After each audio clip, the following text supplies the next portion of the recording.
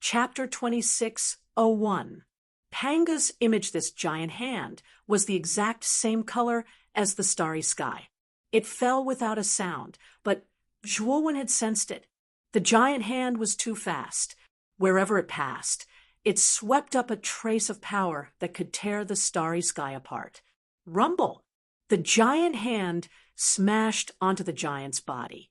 The giant roared and wanted to fight back, but sadly found that he was as weak as an ant in the hands of the giant hand.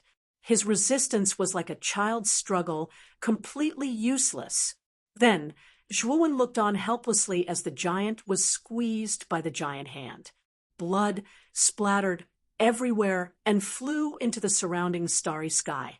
Zhuowen discovered that every drop of blood that flew out of the giant's mouth turned into a dazzling star.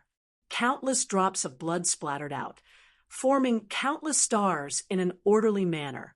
The giant's bone fragments turned into all kinds of strange and dangerous places, continents, black holes, and other objects in the starry sky. When the giant was completely destroyed, the beautiful starry sky was completely formed. The giant hand that seemed to have appeared from another world quietly disappeared, as if it had never appeared. If the heavens want me to die, then I have to die. If I don't want to die, I have to break the heavens. A helpless and sorrowful voice sounded faintly in the starry sky, and also rose faintly in Zhuowen's mind. Zhuowen's mind trembled, and the pain was unbearable. Then he found that the starry sky in front of him was becoming more and more blurry. At the last moment when he left the starry sky, Zhuowen found that the giant's heart had flashed out 12 streams of essence blood that seemed to have substance, flying in 12 directions.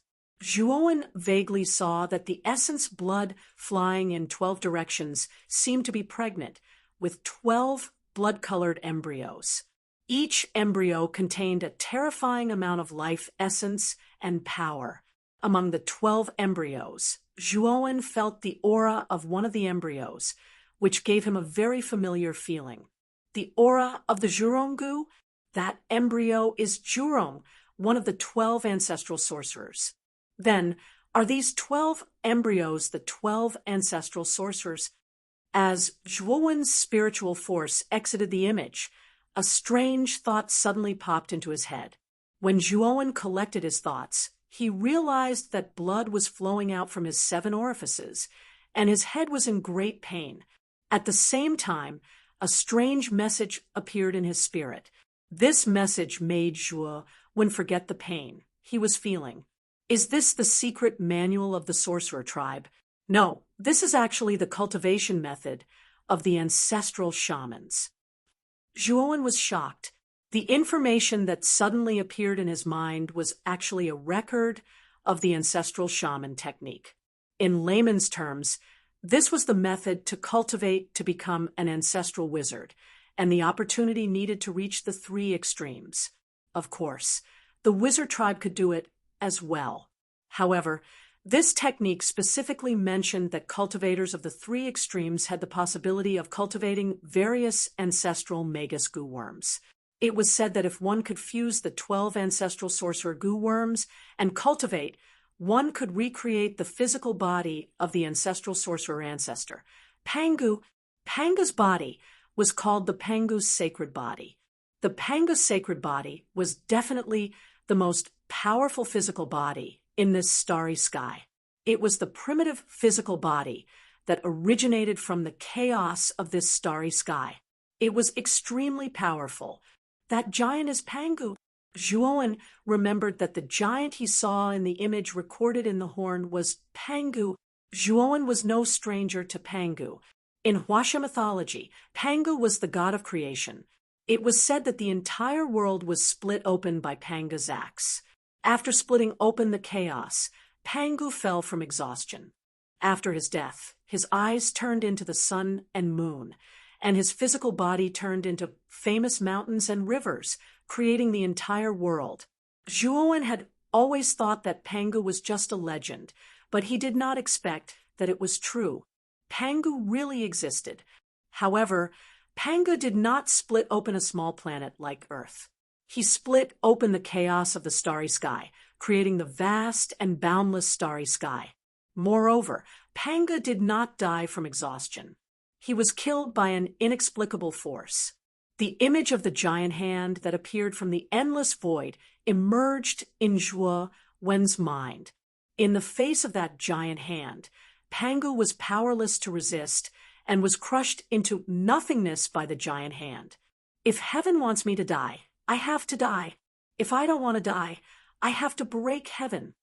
Zhuowen whispered Panga's words before his death. His eyes revealed a cautious look. He knew that the giant hand that killed Panga was heaven, the omnipotent heaven. In front of the real heaven, a legendary figure, like Pangu, was killed like an ant. At the same time, Zhuowen thought of the mysterious banner in his divine soul. Wasn't the picture drawn on the banner the supreme picture of a peerless giant holding the heaven-splitting divine axe? Wasn't the picture drawn on the banner the scene of Pangu opening up the chaotic starry sky? Without exception, the mysterious banner must have a close relationship with Pangu. I finally know the rest of the cultivation of the three extremes. I have half of the Zhurongu. Although it's not complete, it's enough for me to cultivate to a wizard body comparable to the first step of Dao validation. In the horn, Zhuowen had obtained the complete cultivation method of the wizard ancestor.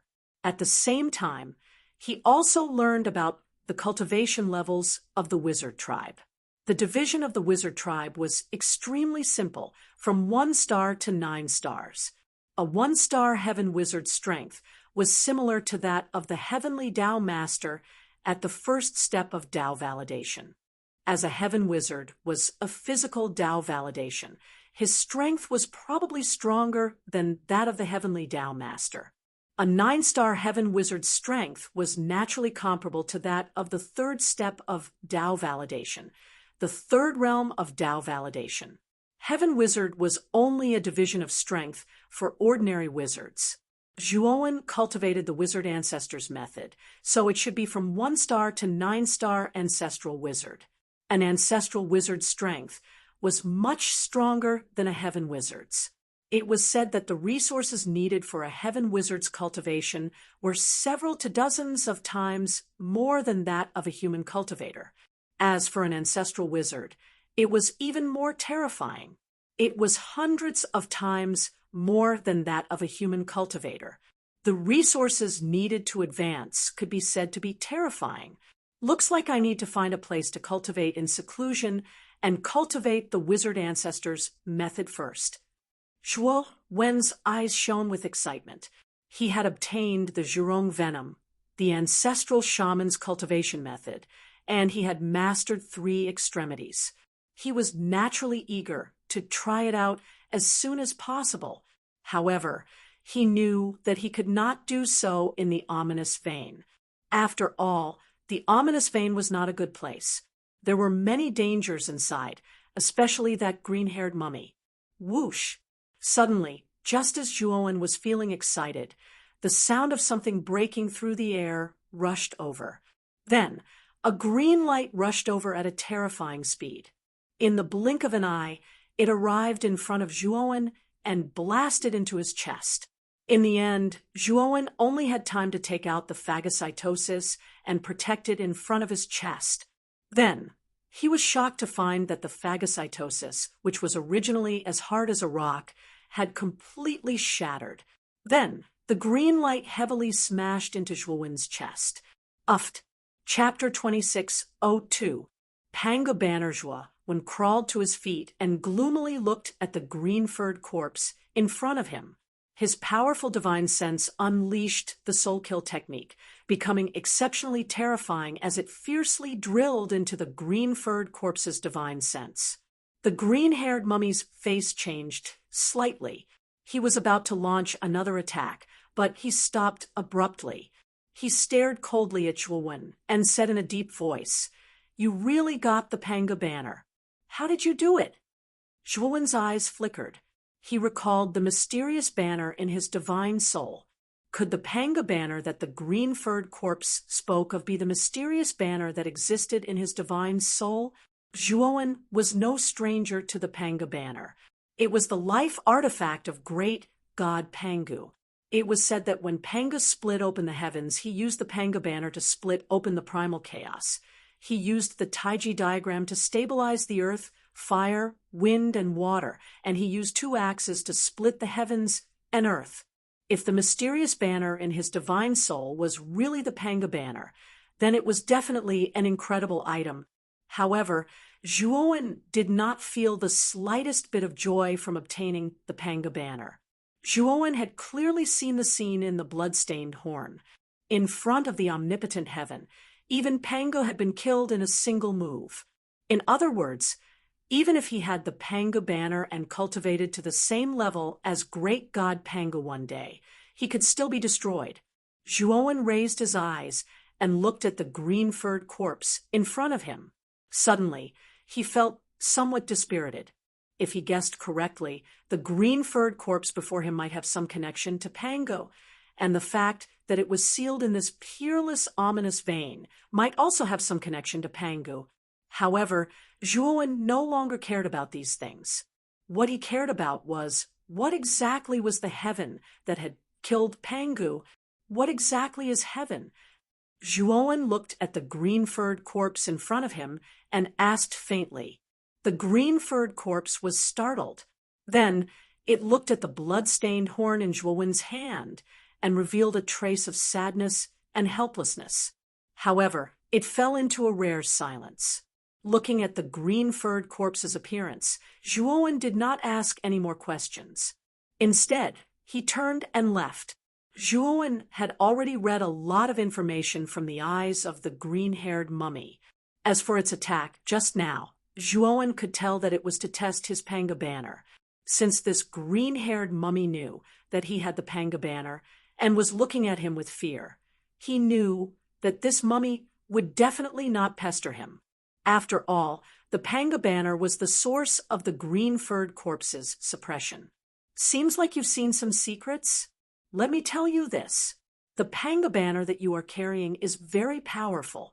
However, it is actually badly damaged. It is no longer as powerful as it was back then. More importantly, you've obtained the panga banner, which represents Pangu's will. You might walk the same path as Pangu. If you don't want to die, I advise you to give up on the panga banner. Suddenly, the green-furred mummy opened his mouth. His voice was hoarse and low, and there was a trace of helplessness in his tone. Zhuowen's figure paused, but he did not stop walking. Instead, he strode forward and said in a clear voice, "In the past, I was muddle-headed. I cultivated for my family, for my loved ones, and to protect myself. But now I know that if I want to truly protect everything, I must become stronger. If this world is controlled, then I will break the sky. I don't want to inherit Pangu's will. I just want to follow my own heart so that the things I care about will not be hurt or deceived." The green-furred mummy stood where he was and stared blankly at the figure that was gradually disappearing into the distance. In the end, the green-furred mummy looked at the deep, ominous vein behind him and stomped his right foot. Immediately, the ominous aura in the ominous vein was absorbed into the mummy's body. The panga banner has been taken away, and I am free. But is this true freedom? After absorbing the ominous aura, the green-furred mummy's aura became much stronger. However, he stood where he was and was in a daze, silently thinking about something. In the end, the green-furred mummy took a step forward and left the peerless ominous vein. After leaving the peerless ominous vein, Zhuowen stood not far from the entrance of the ominous vein and silently looked at the incomparably dark cave entrance. The ominous aura has disappeared, Zhuowen muttered to himself. He knew why the ominous aura had suddenly disappeared. It was definitely related to the green-furred mummy. Moreover, his divine sense discovered that as the ominous aura disappeared, the black-furred creatures hidden in the ominous vein rapidly died. Obviously, these black-furred creatures relied on the ominous aura to survive. Now that the ominous aura had been completely absorbed by the green-furred mummy, these black-furred creatures naturally could not survive. Whoosh! A green shadow suddenly rushed out of the cave. Zhuowen was already prepared. He immediately retreated dozens of steps and stared coldly at the green-furred mummy that appeared in front of him. The man and the beast looked at each other. Then Zhuowen ignored the green-furred mummy and turned to leave. However, he had only taken a few steps when he turned around and coldly looked at the green-furred mummy behind him. He said, "Why are you following me?" The green-furred mummy sneered. "Why are you so sure that I am following you? It's just that I'm going in the same direction as you."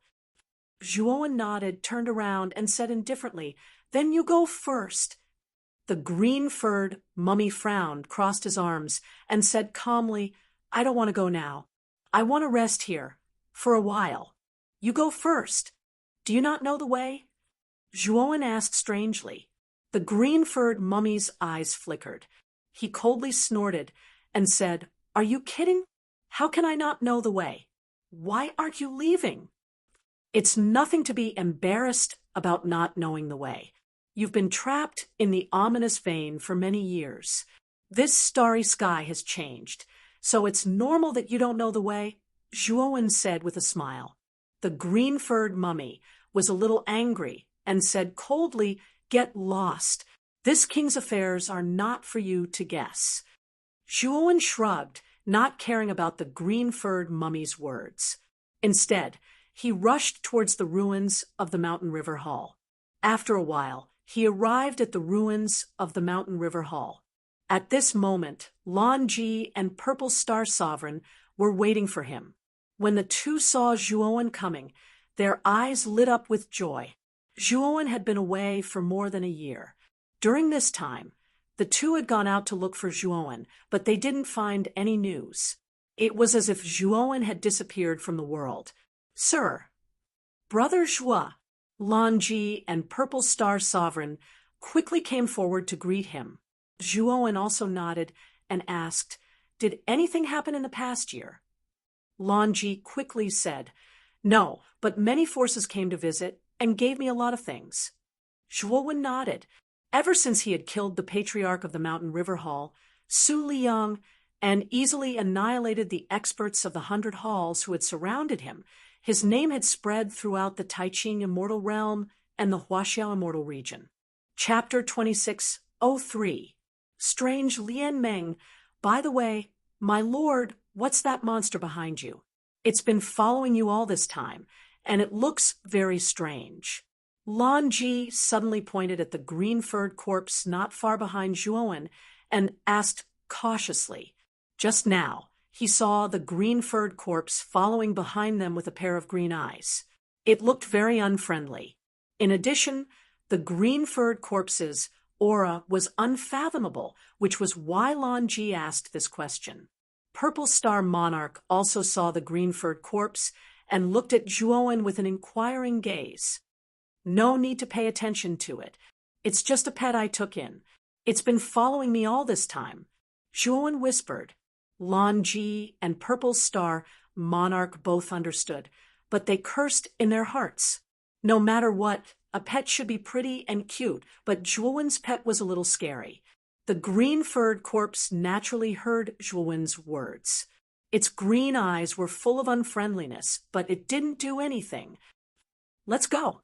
Follow me to the Hall of Virtue. I want to know what happened to Grand Pure One." As Zhuowen spoke, he waved his sleeve and left with Lan Ji and Purple Star Monarch. The green-furred corpse silently followed behind. When Zhuowen arrived at the Hall of Virtue, he found that it was very cold and empty. The empty and secluded hall exuded an elegant sandalwood fragrance, which made people feel relaxed and happy. "Is this the Hall of Virtue? Why is there no one here?" Purple Star Monarch frowned. Lan Ji quickly said, the hall master of the Hall of Virtue, Honorable Tai Ching, is a quiet person. He doesn't like crowds, so his Hall of Virtue has never hired anyone. The only disciple he has is Lian Meng. Purple Star Monarch muttered, thinking that Honorable Tai Ching was really strange. In such a big hall, there was only Honorable Tai Ching and his disciple. The moment Zhuowen entered the Hall of Virtue, he released his divine sense and found that there was no trace of anyone in the Hall of Virtue. However, among the clues, he found a familiar aura. This familiar aura came from the praying mat in the center of the hall. Zhuowen walked in front of the praying mat and found that the familiar aura belonged to Lian Meng. Zhuowen's gaze fell on the huge statue in the center of the hall. The statue's face was Honorable Tai Ching, kind and peaceful. Zhuowen silently looked at the statue in front of him and frowned. He had a feeling that the statue in front of him was looking at him. The statue didn't look like an inanimate object, but it was alive.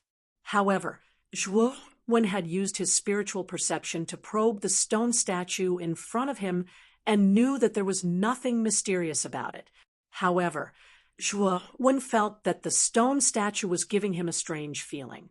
Purple, purple, purple star, monarch, purple, purple, purple, purple star, purple star god. Is Honorable Tai Ching? Is honorable, honorable, honorable. Purple, purple star monarch searched through the Hall of Virtue, but didn't find anything. He walked to Zhuowen's side. Lanji also said, "My lord, I heard that Honorable Tai Ching, Shangqing, and Yuqing went into seclusion together and didn't come out for hundreds of years. I'm afraid Honorable Tai Ching isn't in the Hall of Virtue." "Then do you know where Honorable Tai Ching is in seclusion?" Zhuowen asked.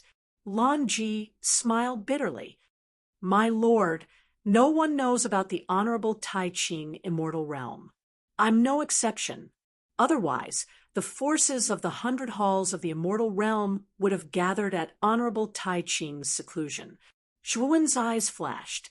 After a moment of silence, he turned around and looked at the statue in front of him. Then purple mist erupted from his body. It was the power of the Tao. Will he comprehended? The purple mist was like a dragon. It swept towards the statue and circled around it. Finally, it gathered at the statue's abdomen and turned into a purple vortex. "There's something strange about this statue." Zhuowen looked at the purple vortex and said to Lan Ji and Crepe Star Monarch behind him, "You two leave the Hall of Virtue and wait for me outside. I'll go in and take a look." Lan Ji and Crepe Star Monarch didn't refuse. They knew Honorable Tai Ching was even more terrifying than Su Liang. If they really met such a terrifying expert, they would be cannon fodder. After Lan Ji and Crepe Star Monarch left the Hall of Virtue, Zhuowen stepped into the purple vortex. He wanted to see what Honorable Tai Ching was up to. He was no longer the Zhuowen of the past. Even if he faced the Grand Pure One, now, the Grand Pure One might not be able to do anything to him. After the purple vortex was a long passage. The passage was filled with purple mist and looked very mysterious. Zhuowen followed the purple passageway forward. When he reached the end of the passageway, he stopped and revealed a serious expression. At the end of the purple passageway was a small stone room. The stone room was filled with all kinds of torture tools used to bind people, and there was a corpse hanging in each of the torture tools. There wasn't just one corpse. There were dozens of them. They looked like pigs hanging in a slaughterhouse. From the silhouette of these corpses, one could tell that they were female, their long hair draped over their sides. Zhuowen walked to the nearest torture tool. The woman's hands were shackled, and she was hanging in the air. She only wore thin linen clothes, and her body was stained with blood. Zhuowen gently lifted the woman's hair. His eyes focused because he found that this woman was no stranger. It was Honorable Tai Ching's disciple, Lian Meng. At this moment, Lian Meng's eyes were closed. She looked haggard, and there was no breath left. She had clearly died. A trace of anger appeared in Zhuowen's eyes. He knew that this was all Honorable Tai Ching's doing. However, he didn't understand why Honorable Tai Ching would treat Lian Meng like this. After all, Lian Meng was Honorable Tai Ching's favorite disciple. Zhuowen walked in front of another woman and lifted her hair. His body stiffened, and his heart was moved. This was because this woman's appearance was actually the same as Lian Meng's. Zhuowen lifted the hair of another woman and found that the dozens of female corpses in the room were all Lian Meng, or rather, they looked exactly like Lian Meng. What is going on? Zhuowen could not understand why the dozens of Lian Meng he saw were all Lian Meng. Every Lian Meng seemed to be carved from the same mold. Creak! Suddenly, the stone door at the end of the room opened, and a beautiful figure walked out. Zhuowen's eyes narrowed because the beautiful figure was Lian Meng. At this moment, Lian Meng was full of immortal qi. She looked like a fairy that had descended to the mortal world. Her temperament was noble and unique. Lian Meng glanced at Zhuowen indifferently. Soon after, she walked over to the nearest torture tool and put it on herself. Chapter 2604. Body of Six Paths of Reincarnation. Zhuowen's gaze was gloomy. He arrived in front of Lian Meng, who had just died. After confirming that she was indeed dead, his heart sank even more. He knew that although this woman who had just come out looked exactly like Lian Meng, he knew that this was not the real Lian Meng. Tai Ching, are you inside? Why are you hiding? Zhuowen walked to the door at the end of the stone room and shouted coldly. Creak! The stone door slowly opened. The purple mist inside seemed to have substance, giving people a hallucinatory feeling. Zhuowen was vigilant, but he still stepped into the stone door. Behind the stone door was another stone room. However, this stone room was surrounded by purple mist, making it impossible to see what was inside. Vaguely, Zhuowen could see a figure sitting cross-legged in front of the purple mist.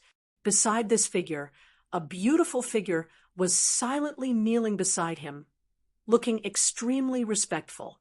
Zhuowen strode forward, parting the layers of purple mist, and arriving before the cross-legged figure. The figure that appeared in front of Zhuowen was a sage-like old man in green clothes. At this moment, the old man in green clothes was sitting cross-legged on a green praying mat. His expression was peaceful and kind. Beside the old man in green clothes was a petite woman kneeling. This woman was Lian Meng. At this moment, Lian Meng's beautiful eyes were empty. She was muddle-headed like a walking corpse.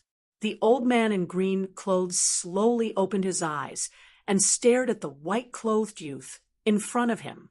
He smiled and said, Zhuowen, I didn't expect you to cultivate to such a level in just a few hundred years. Master is very gratified. Zhuowen sneered and said, Tai Ching, you and I are no longer master and disciple. The old man in green clothes did not mind and said indifferently, you obtained the Zhuronggu and the Panga banner, right? Zhuowen frowned.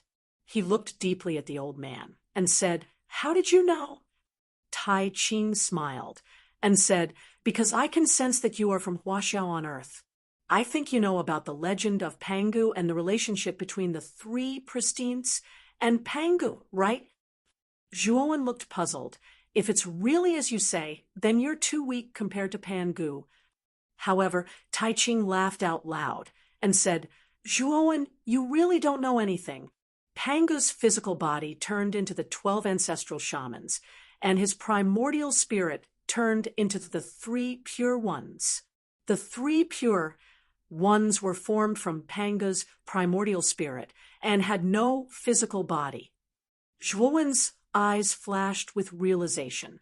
He understood what Tai Ching meant.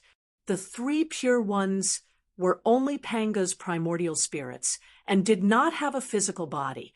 If he wanted to cultivate, he would have to rebuild his body and cultivate from scratch. Moreover, because the three pure ones were the primordial spirits of Pangu, their talents were definitely top-notch, and their cultivation speed was definitely very fast.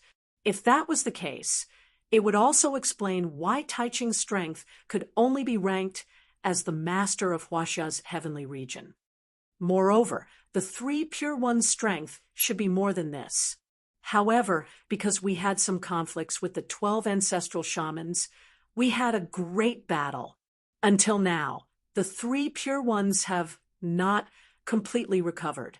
This is also the reason why I'm willing to curl up in the 8 heavenly regions. Tai Ching said calmly, "You should be the one who led me in through the stone statue, right? What's your purpose?" Zhuowen frowned. He knew very well that without Tai Ching's permission, Zhuowen, would not be able to find the entrance to the statue in the Hall of Morals. Tai Ching's gaze became extremely solemn. He looked at Zhuowen and said in a deep voice, "The 12 ancestral shamans and the three pure ones originated from the same source. Pangu opened up the chaos and formed the starry sky today. But do you know that since Pangu fell, this starry sky has been returning to the chaos?" Zhuowen was startled and revealed a puzzled expression. He did not quite understand the so-called returning to the chaos. The so-called returning to the chaos is the return of the entire world to its original state. The essence of this starry sky is chaos, and chaos does not have any substance, only chaotic energy. In other words, our starry sky is heading towards decline. The moment the starry sky returns to the chaos, this starry sky will usher in an unprecedented explosion. Then, all life and matter in the starry sky will perish and turn into chaos, forming a new chaotic world. And the chaotic world is what the heaven that killed Pangu wants. Zhuowen nodded. He could tell that Tai Ching did not seem to be lying. He also knew that Tai Ching should have a purpose for saying this. In today's world, I'm afraid that only a powerful existence like Pangu can split the chaos apart. Even if there are still third-step Dao confirming experts guarding this starry sky and slowing down the chaos, only Pangu can split the chaos apart. Back then, the three pure ones negotiated with the 12 ancestors of sorcerers. We wanted to reach an agreement with them to recreate Pangu's divine might and split the chaos, but we failed, and our relationship with the 12 ancestors of sorcerers became strained. So, the three pure ones represented the human race, and the sorcerer race represented by the 12 ancestors of sorcerers broke off. In the end, the human race separated from the primitive heavenly domain and formed the Xianmi heavenly domain. The three pure ones were beaten back to our original form, leaving only the form of the nascent soul. Furthermore, the nascent soul was severely damaged. After saying that, Tai Ching silently looked at Zhuowen. He had already stated his purpose, and he knew that Zhuowen would definitely understand.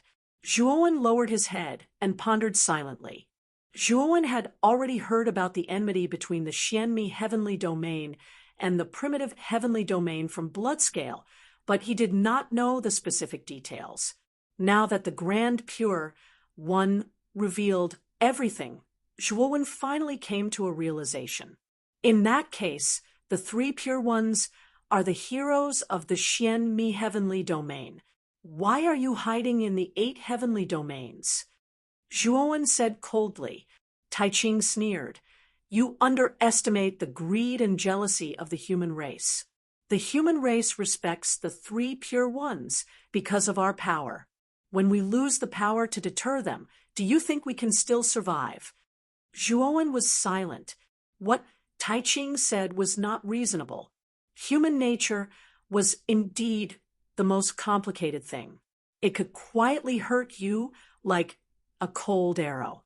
Furthermore, the nascent soul of the three pure ones has not fully recovered. Even if I return to the Xianmi heavenly domain, I will not make a big fuss. I will be careful. I am looking for you because I want to form a cooperative relationship with you. Although you only have an incomplete Zhurong venomous insect, you have the Panga banner. It is not impossible for you to collect other venomous insects in the future. If you can cultivate the Pangu's sacred body, you may have a great chance of splitting the chaos. Grand Pure, one said slowly. Why should I believe you? Also, what did you do to junior sister Lianmeng? Zhuowen looked at the girl kneeling beside Tai Ching and asked in an unfriendly tone. Tai Ching was not in a hurry. He looked at Zhuowen and said, Zhuowen, after Pangu fell, his nascent soul turned into the three pure ones, and his blood essence turned into the 12 ancestral sorcerers. However, you may not know that a small part of his blood essence turned into the 6 paths of reincarnation. I once told you that Lianmeng was born with an immortal body. However, that is not the case. She was born with the 6 paths of reincarnation.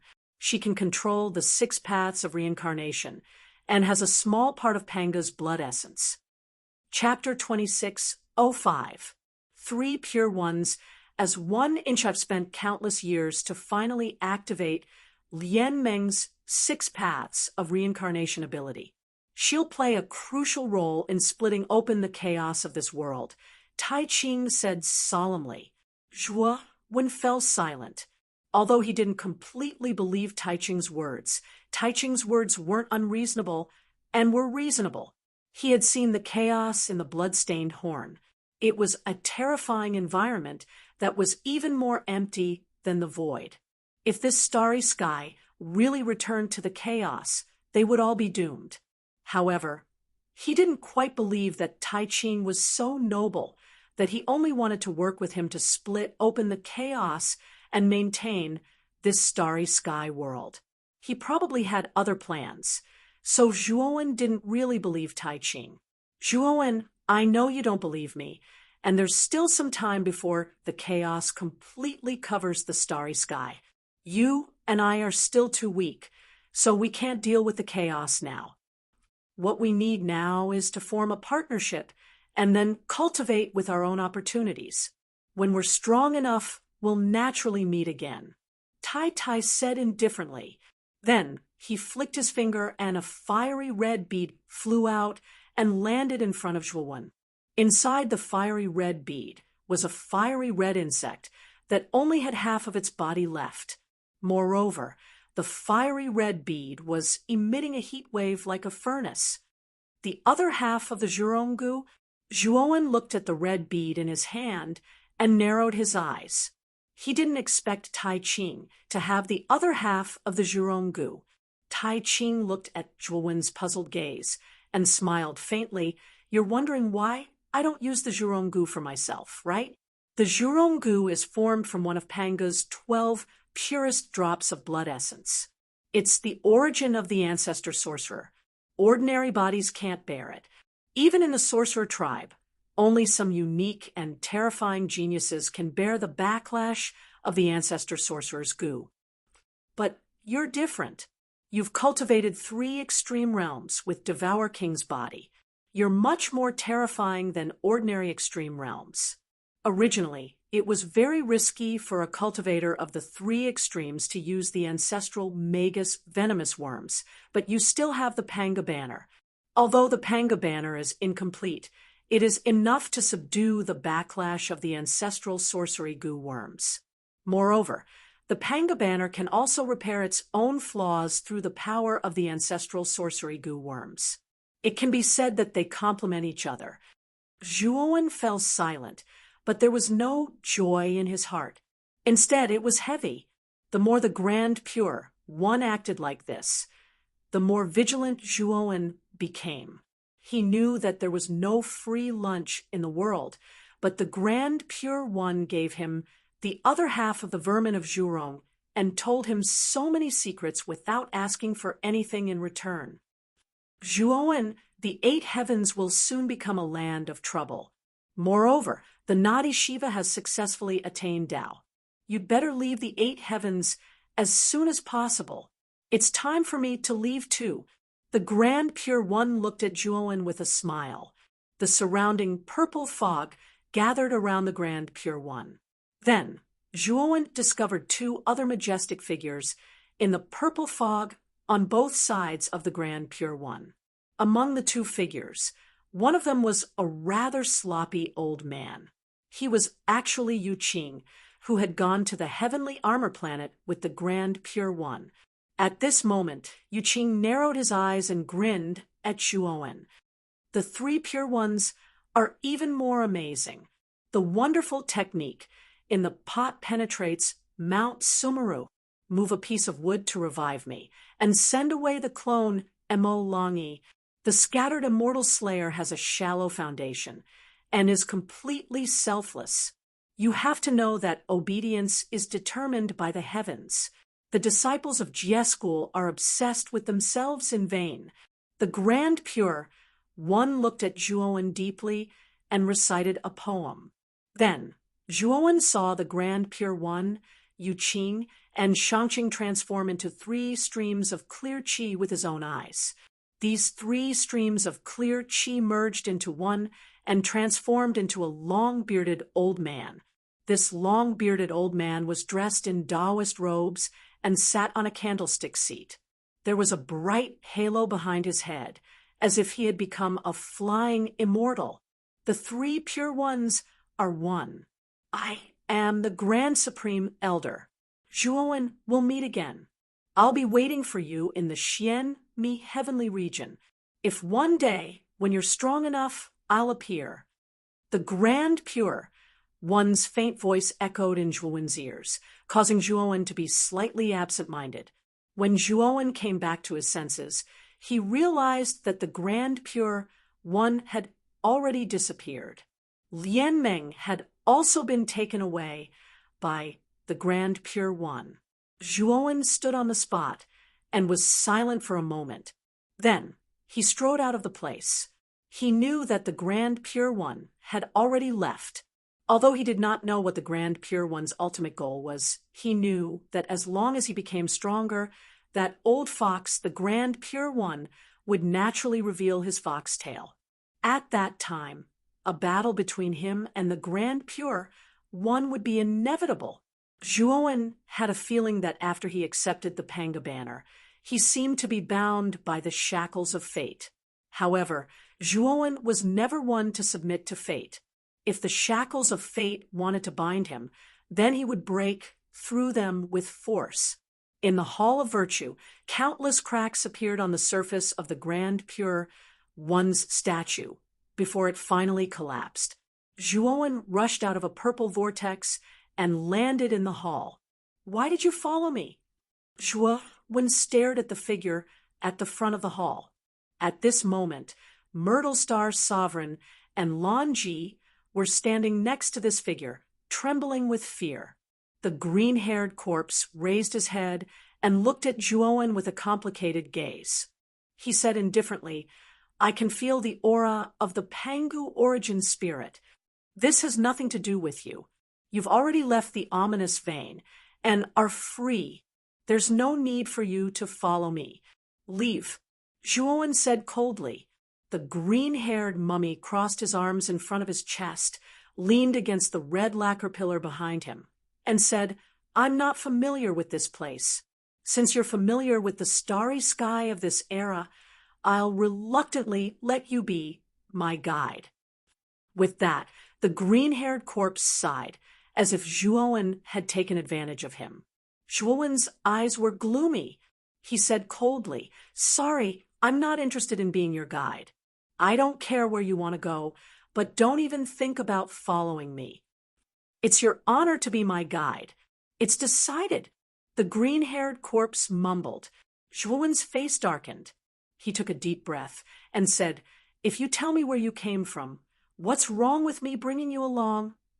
The green-haired corpse's eyes narrowed dangerously. He looked coldly at Zhuowen and said, You want to know where I came from? Zhuowen calmly met the corpse's gaze and didn't say anything. Chapter 26:06. Purple Star Sovereign's decision. Zhuowen no longer paid any attention to the green-haired corpse. He knew that whether this guy had really lost his memory or not, it would not tell him his origin. So he simply stopped asking. If the green-haired corpse wanted to follow him, he did not mind. He could feel that since the Panga banner entered his divine soul, the green-haired corpse had no hostility towards him. Although he did not know the reason, he knew that the green-haired corpse was not a big threat to him at present. Lanji, the resources in this spirit ring are enough for you to cultivate to the peak of the 8 steps void sky. Take it. This is your reward for following me around. Zhuowen took out a spirit ring and threw it to Lanji. The latter caught the spirit ring with great joy and bowed to Zhuowen. Especially after seeing the rich resources in the spirit ring, Lanji could not stop smiling. He was glad that he had chosen the right master. Brother Purple Star and I are leaving the Tian domain of China. You don't have to follow us. Let's part ways here. Zhuowen's next words made Lanji's body stiffen. He wanted to speak, but after seeing the indifference in Zhuowen's eyes, his heart trembled. He could only sigh and nod. Lanji stood on a peak of the Hall of Virtue, watching Zhuowen and Purple Star Sovereign turn into streams of light and disappear into the horizon. He felt a sense of loss in his heart. He thought he had found a powerful backer this time, but he did not expect to be sent away so quickly. Fortunately, Zhuowen was not a stingy person. At least, the spirit ring Zhuowen gave him made Lanji very satisfied. Brother Zhua, are you really going to take this guy with you? On the space-time roulette, Purple Star Sovereign was sitting not far from Zhuowen.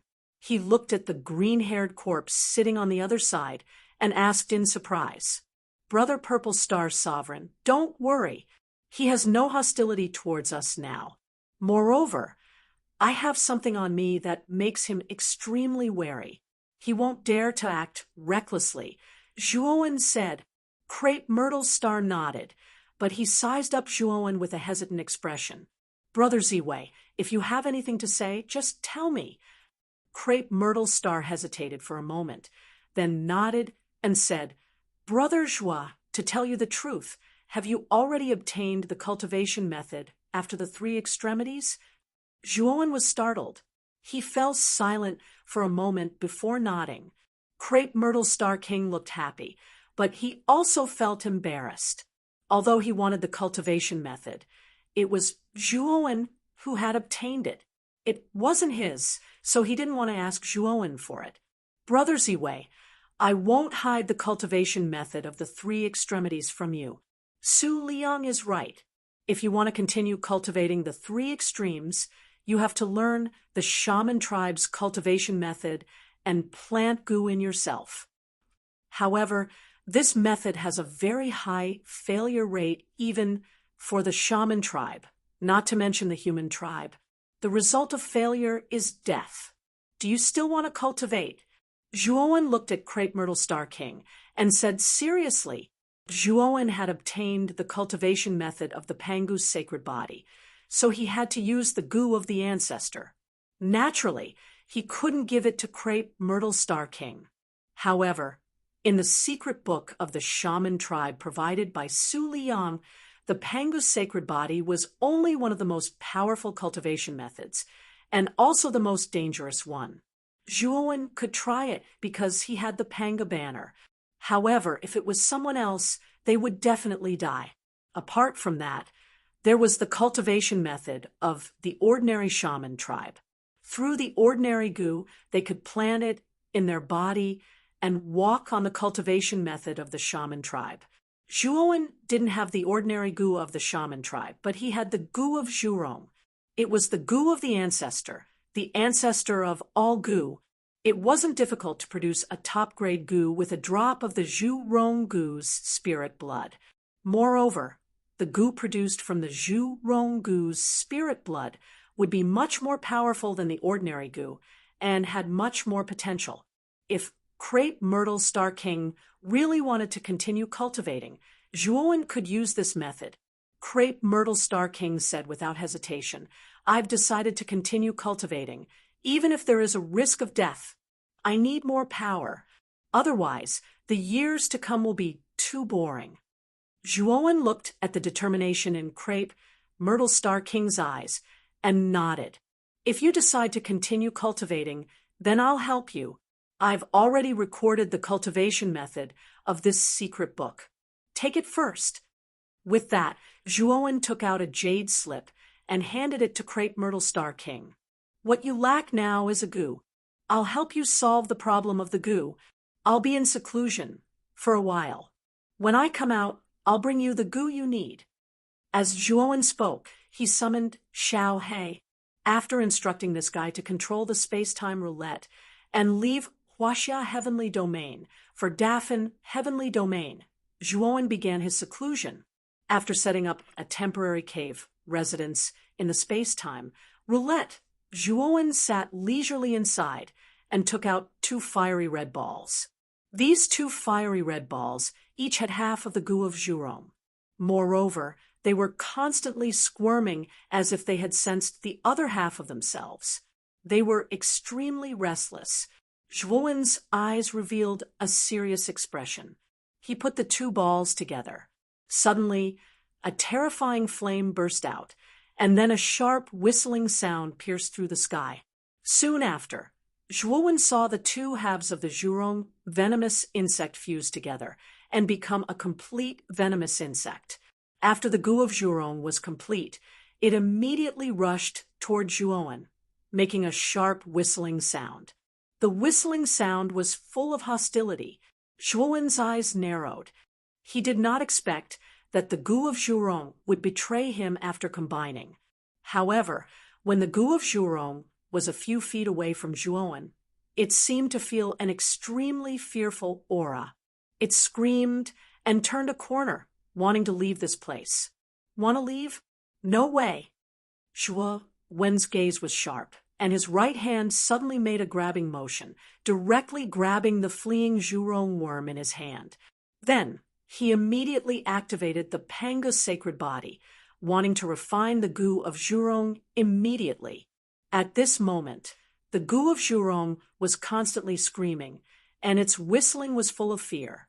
Zhuowen knew that the goo of Zhurong should be afraid of the Panga banner in his divine soul.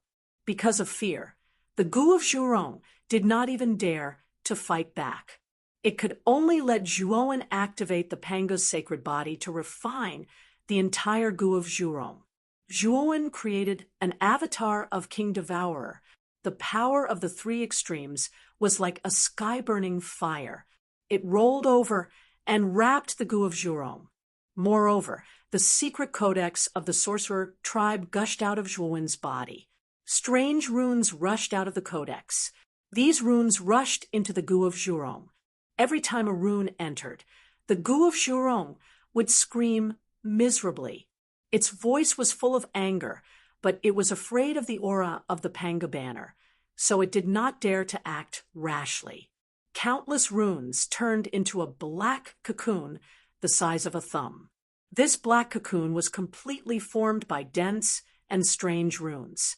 Because the runes were so dense, it really looked like a cocoon if one did not look carefully.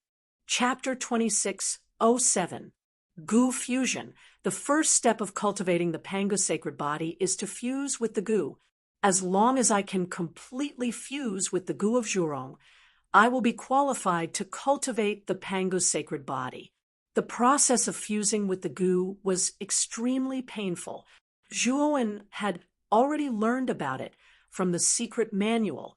This was also something that all sorcerer tribe members had to go through to prove their Tao.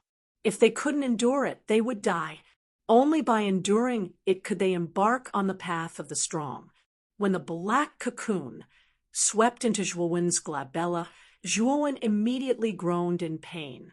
His whole body twitched, and his veins burst. He looked extremely ferocious. This kind of pain was like someone crushing your bones, one by one, until all the bones in your body were crushed. This kind of pain was thousands of times more painful. Even though Zhuowen's willpower was as strong as iron, he still wanted to commit suicide because of this terrible pain. Fortunately, Zhuowen had set up many large formations in this temporary cave residence, including a soundproof formation. Therefore, Zhuowen's shrill scream was not heard by the others on the space-time roulette. However, the green-haired mummy, who was sitting cross-legged not far away, slowly opened his eyes. He glanced at the temporary cave residence that Zhuowen had set up, and his eyes were filled with doubt and solemnity. The moment the black cocoon fused with Zhuowen's glabella, countless black runes drilled out of his glabella like worms. They crawled all over Zhuowen's body and covered his entire body. Soon, Zhuowen's entire body turned into a giant black cocoon. As countless runes surrounded him, the black of these runes was gradually replaced by a fiery red color. It was as if a force was awakening. Zhuowen's original body stood not far away and silently looked at his doppelganger. The muscles on his face were constantly twitching. After all, his original body and doppelganger were connected. Therefore, his original body also felt part of the pain that his doppelganger was experiencing. Although only a small part of the pain was transmitted, his original body was still a little crazy. This showed how terrible the pain his doppelganger was experiencing this time. "I hope we can make it through." Chi Hao murmured worriedly. He knew that if his clone couldn't make it, he would lose such a powerful clone, and he might not be able to control the Zhu Rong bug, which had gone out of control. Time ticked by. A month later, Crepe Myrtle's Star Lord and Xiao He looked worriedly at the cave abode that Zhuowen had set up. "Brother, Zhuo should be fine, right?" Crepe Myrtle's Star muttered to himself. "This kid is very lucky. He should be fine," Xiao He said in an uncertain tone. The green-haired mummy sneered in disdain, not saying a word. Rumble! Suddenly, Zhuowen's temporary abode collapsed with a bang, and then a white-clothed young man walked out slowly. Beside the white-clothed youth stood a black-clothed youth. The black-clothed youth looked exactly the same as the white-clothed youth, and his aura was more violent and horrible than before. In addition, there was a very small flame star between the eyebrows of the black-clothed youth. Although it was very small, it was vivid, as if a small flame was burning endlessly between the eyebrows of the youth. The green-haired mummy narrowed his eyes and looked at the black-clothed youth in surprise. In a voice that only he could hear, he murmured to himself, "This guy succeeded in fusing the bug, and it took him such a short time. Brother Crepe Myrtle, take this bug. If you really think it through, you can practice according to the practice method I gave you. I will protect you." Zhuowen pointed with his index finger, and a flame appeared at the tip of his finger. Upon closer inspection, there was a tiny goo worm wriggling within the flame. This bug was made from a drop of Zhurong's blood essence that Zhuowen took out. Among all the bugs, it was considered a very powerful bug of high quality. Crepe Myrtle's Star took out the flame excitedly and bowed deeply to Zhuowen. "Brother Zhuowen, I can't thank you enough. I will remember this favor." Zhuowen nodded, waved his sleeve, and set up a new cave on the spot. He said, "Brother Crepe Myrtle, you can practice in this cave for the rest of the time. It is very safe here." Crepe Myrtle's Star cupped his fists again and excitedly went into the cave. Obviously, he was going to refine the bug. "Xiao He, where are you now? Have you left the Xia heavenly region?" Zhuowen asked. Xiao He looked at the star map on the space-time roulette and said, "There is still half a month before we leave the Xia heavenly region. Because you are in seclusion, I did not go at full speed, so it will take a long time." Zhuowen nodded and did not intend to speed up. After all, Crepe Myrtle's Star was also in seclusion. If he went too fast, it would have a big impact on his seclusion. Zhuowen found a random place and sat cross-legged on the ground. He began to stabilize the Pangu sacred body of his clone. Zhuo Wen knew that he had not even reached the beginner level of the Pangu's sacred body. He was only qualified to cultivate it. However, the effect of the Zhurong bug was too heaven-defying. Just by fusing the bug, Zhuo found that the strength of his clone had increased by a lot. In particular, the flame that his clone had now mastered was not an ordinary flame. It could burn anything and was extremely terrifying. In the past, the strength of his clone might only be a little stronger than that of the half-step Heavenly Pathmaster. But now, Zhuo was sure that the half-step Heavenly Pathmaster could be defeated with just one punch. Even if the real Heavenly Pathmaster appeared, Zhuo was confident that he could defeat him. Maybe it's time to look for Sakyamuni. Zhuo thought of Sakura, and a trace of a sneer appeared at the corner of his mouth. Back on the heavenly armor planet, Sakyamuni had played him and all the living beings on the heavenly armor planet. Zhuo had never forgotten this hatred. Back then, Zhuo did not have the strength, so he could not do anything to Sakyamuni. But now, Zhuo's strength was no longer afraid of the heavenly Pathmaster. So what if the Nadi Shiva successfully attained the Tao? Half a month later, the space-time roulette stopped. Zhuo opened his eyes and looked at Xiao He. Xiao He, what's wrong? Kid, the exit of the Huaxia heavenly territory has been blocked, and it looks like there's a lot of them. What's going on? Xiao He asked. Zhuo stood up and looked ahead. Indeed, the exit of the Huaxia heavenly territory was guarded by many cultivators. These cultivators wore the same armor, and their gazes were solemn. They were even more strict with the cultivators passing by, as if they were looking for something. Just go ahead. If possible, Xiao He, you can use force. After Zhuo finished speaking, he sat cross-legged on the deck again. He scanned the area with his divine sense and found that the strongest cultivator guarding the exit of the Huaxia heavenly territory was only Void Sky level 7. With this level of cultivation, even Xiao He could kill him with one finger, let alone him. Zhuo had no interest in these cultivators. After all, they were not on the same level. When Xiao He controlled the space-time roulette to land at the exit, 2 guards immediately came forward to search them. Get lost. Chapter 26:08. Liang Palace. The moment Xiao He made her move, the surroundings fell silent. Whether it was the cultivators guarding this camp or the cultivators who were planning to leave the heaven realm of Huaxia, they all looked at the Xiao He dog, who was sitting on the hilt of a black sword on the space-time wheel in surprise. As for Zhuo and the green-haired mummy on the space-time roulette, they were ignored by these people. After all, Xiao He had stolen all the limelight back then. How dare you kill my Liang Palace's people? A guard shouted angrily. Immediately, the dozens of cultivators guarding the entrance took out their respective divine artifacts and attacked the space-time roulette. Many of the surrounding cultivators shook their heads. They felt that the owner of the time-space roulette was too reckless. He actually attacked without any reason. Wasn't this clearly going against Sunrise Palace? Liyang Palace was a first-rate power in China's heaven domain. It was said that Liyang Palace had a peak void sky 8-step expert overseeing it. Apart from those hegemonic powers in China's heaven domain's Tai Ching immortal realm, there really wasn't any other power that could contend against Liyang Palace. Just as the onlookers were shaking their heads and sighing, the dozens of guards who had rushed over let out endless screams. They were all sent flying, and many of them died on the spot.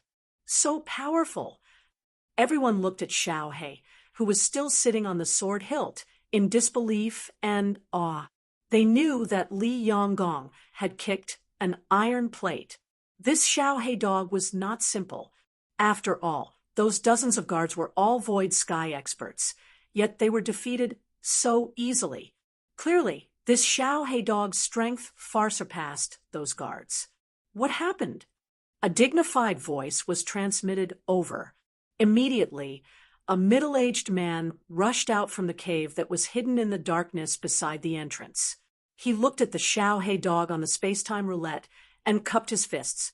"Brother, may I know who you are? Why did he attack without distinguishing between right and wrong? You must know that we are from Liang Palace."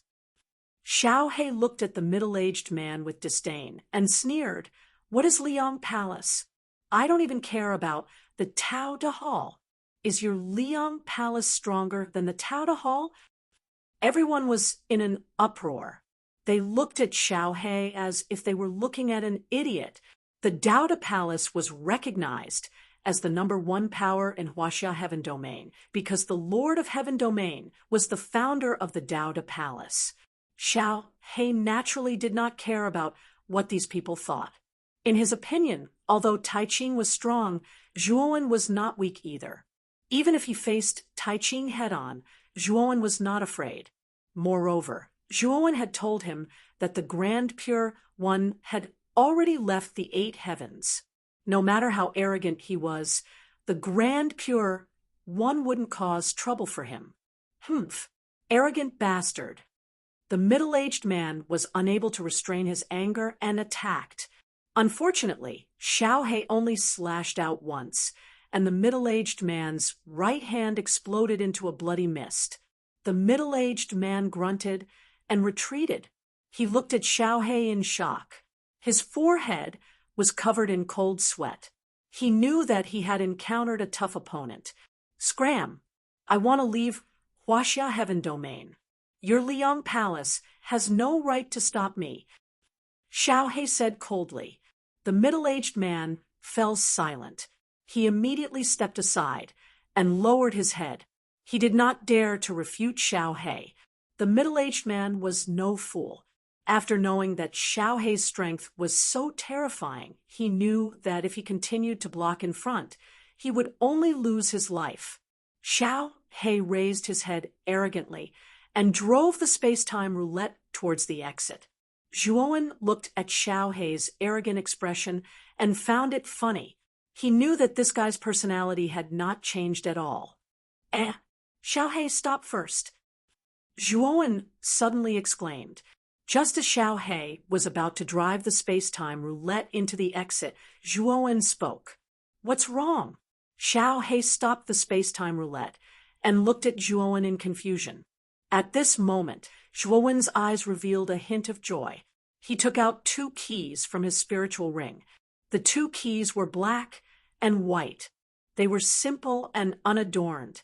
The space-time rules lingered around them. The green-haired mummy looked at the 2 keys that Zhuowen took out and exclaimed. His eyes revealed a look of interest. The 2 black and white keys floated in the air and trembled. Finally, they both pointed in a certain direction. It was as if there was something in that direction that attracted the 2 keys. Zhuowen was excited. He knew that the only thing that could make the 2 keys behave strangely was the 3rd key. Zhuowen looked in the direction that the 2 keys were pointing in. That direction happened to be where the crowd of onlookers was. Zhuowen looked at the crowd of onlookers and instantly locked onto a sneaky figure. This sneaky figure also noticed Zhuowen's gaze. Like a bird startled by the twang of a bow, he immediately dove into the crowd and quickly fled. The direction that this person was fleeing in was the exit of the Huaxia Heavenly Domain. Since Zhuowen knew that the 2 keys were acting strangely because of this person, he naturally would not let this person escape so easily. Therefore, he immediately stretched out his right hand. The invisible hand formed by divine power was extremely fast. In an instant, it fell on the top of that person's head and then slammed down. A pained cry rang out, and the sneaky figure was immediately slapped to the ground by the giant hand made of divine power. This person was wearing a thick black coat and a large black hat on his head. There were traces of God forbidding restrictions on his body. Obviously, he was hiding from something. Zhuowen took a step forward and landed in front of this person. With a flick of his finger, the person's black coat and hat were all torn to pieces. The God-forbidding restrictions that surrounded the person's body were also destroyed by Zhuowen. When he saw the person's true appearance, Zhuowen was stunned. This was because the person in front of him was actually a little girl who was no more than 12 years old. This little girl's eyes were misty. She looked at Zhuowen with grievance. Her expression was enough to soften the heart of a man with a strong heart. However, Zhuowen's gaze was cold. He could feel that this little girl's true age was at least older than him. Her cultivation was also in the virtual sky world. She was probably at the 3rd level of the virtual sky world. Zhuowen put away the 2-time and space keys. His powerful divine sense scanned the little girl's body from head to toe. However, his brows were tightly knitted. He did feel the aura of the time and space key on this little girl, but he did not find any trace of the time and space key on this little girl. With Zhuowen's current powerful divine sense, it was not difficult for him to quietly enter the little girl's spirit ring and investigate the things in her spirit ring. However, the result of Zhuowen's investigation was extremely disappointing. However, Zhuowen was sure of one thing. Since this little girl had the aura of the time and space key, she must have come into contact with the 3rd time and space key. She might even know the whereabouts of the 3rd time and space key. Chapter 2609. Sure, family, you should recognize the 2 keys I took out just now, right? Zhuowen said indifferently. The little lowly's pupils shrank as she turned her head and said, I don't recognize them. Little girl, if I wanted to kill you, it would be as simple as moving a finger. I think it's best if you don't show your stubbornness in front of me. Otherwise, I will lose my patience. Zhuowen's voice was indifferent as he looked at the little lowly with eyes full of killing intent. An invisible pressure was released and pressed down on the little lowly, causing her delicate body to sway. Sure, family's remnant, you really are here. You really hid yourself well. It seems like we didn't have to put in any effort to find you. Suddenly, the middle-aged man from Liang Palace looked at the little lowly with a happy expression. However, the middle-aged man didn't lose his mind because of this. Instead, he respectfully came before Zhuowen and cupped his fists. Senior, this person is a wanted criminal of our Liang Palace. We are guarding this place for this person. I hope that Senior can give this person to us for the sake of Liang Palace. I represent Liang Palace to thank you. Although the middle-aged man had never seen the white-clothed youth in front of him fight, he could tell that the white-clothed youth wasn't simple from Xiaohei's attitude. Therefore, the middle-aged man didn't dare to show the slightest disrespect to this person. What is Liang Palace? Is it worth me giving you face? Zhuowen indifferently turned his head and looked at the middle-aged man. A wave of killing intent burst out like a sharp sword and suddenly shot out.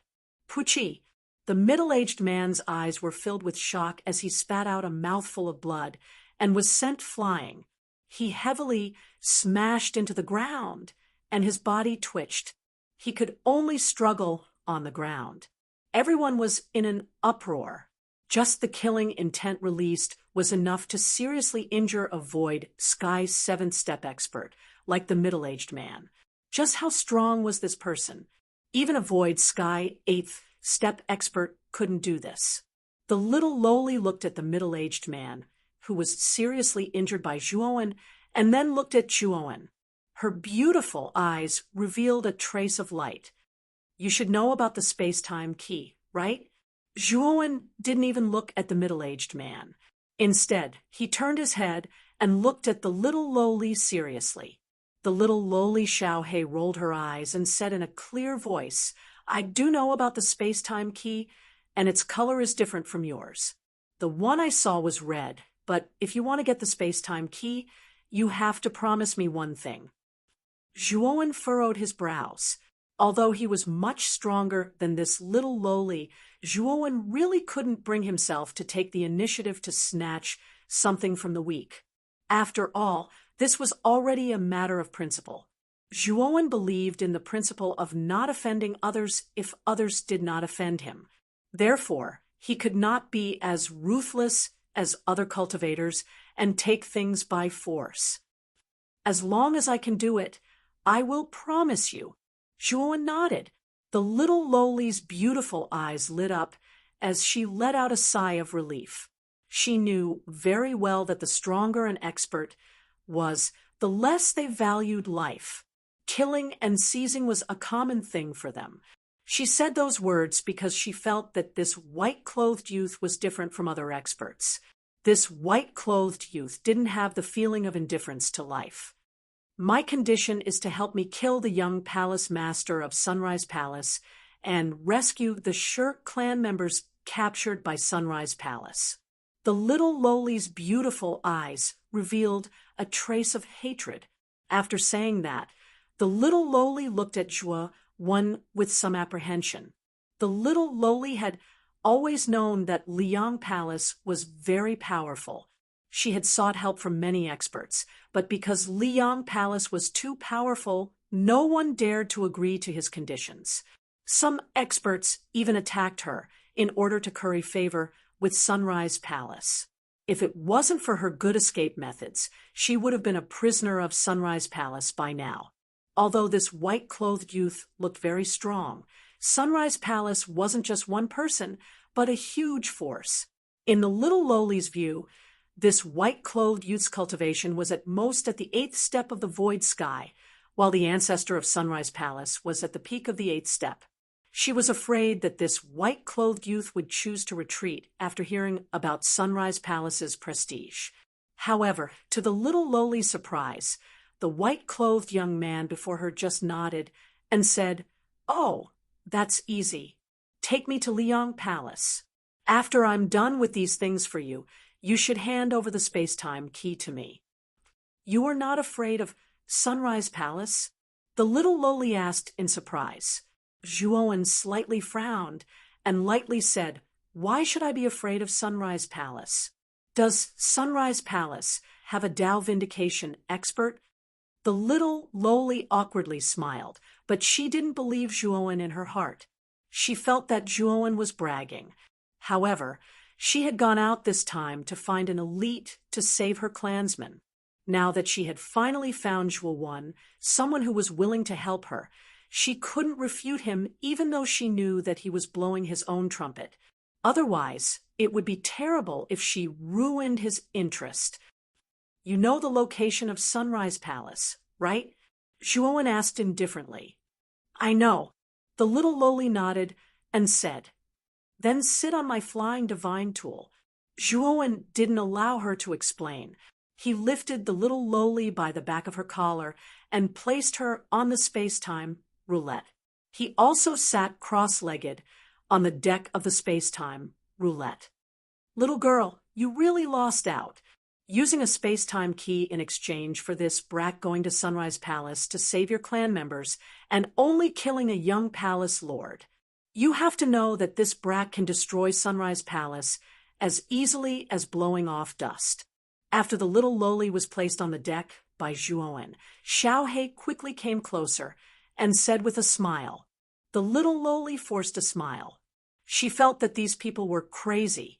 Sunrise Palace was a first-rate force in the Huaxia domain, but in their words, it was like a cat or a dog that could be easily dealt with. "Xiaohei, you talk too much. Hurry up and drive the space-time roulette." Zhuowen's voice sounded.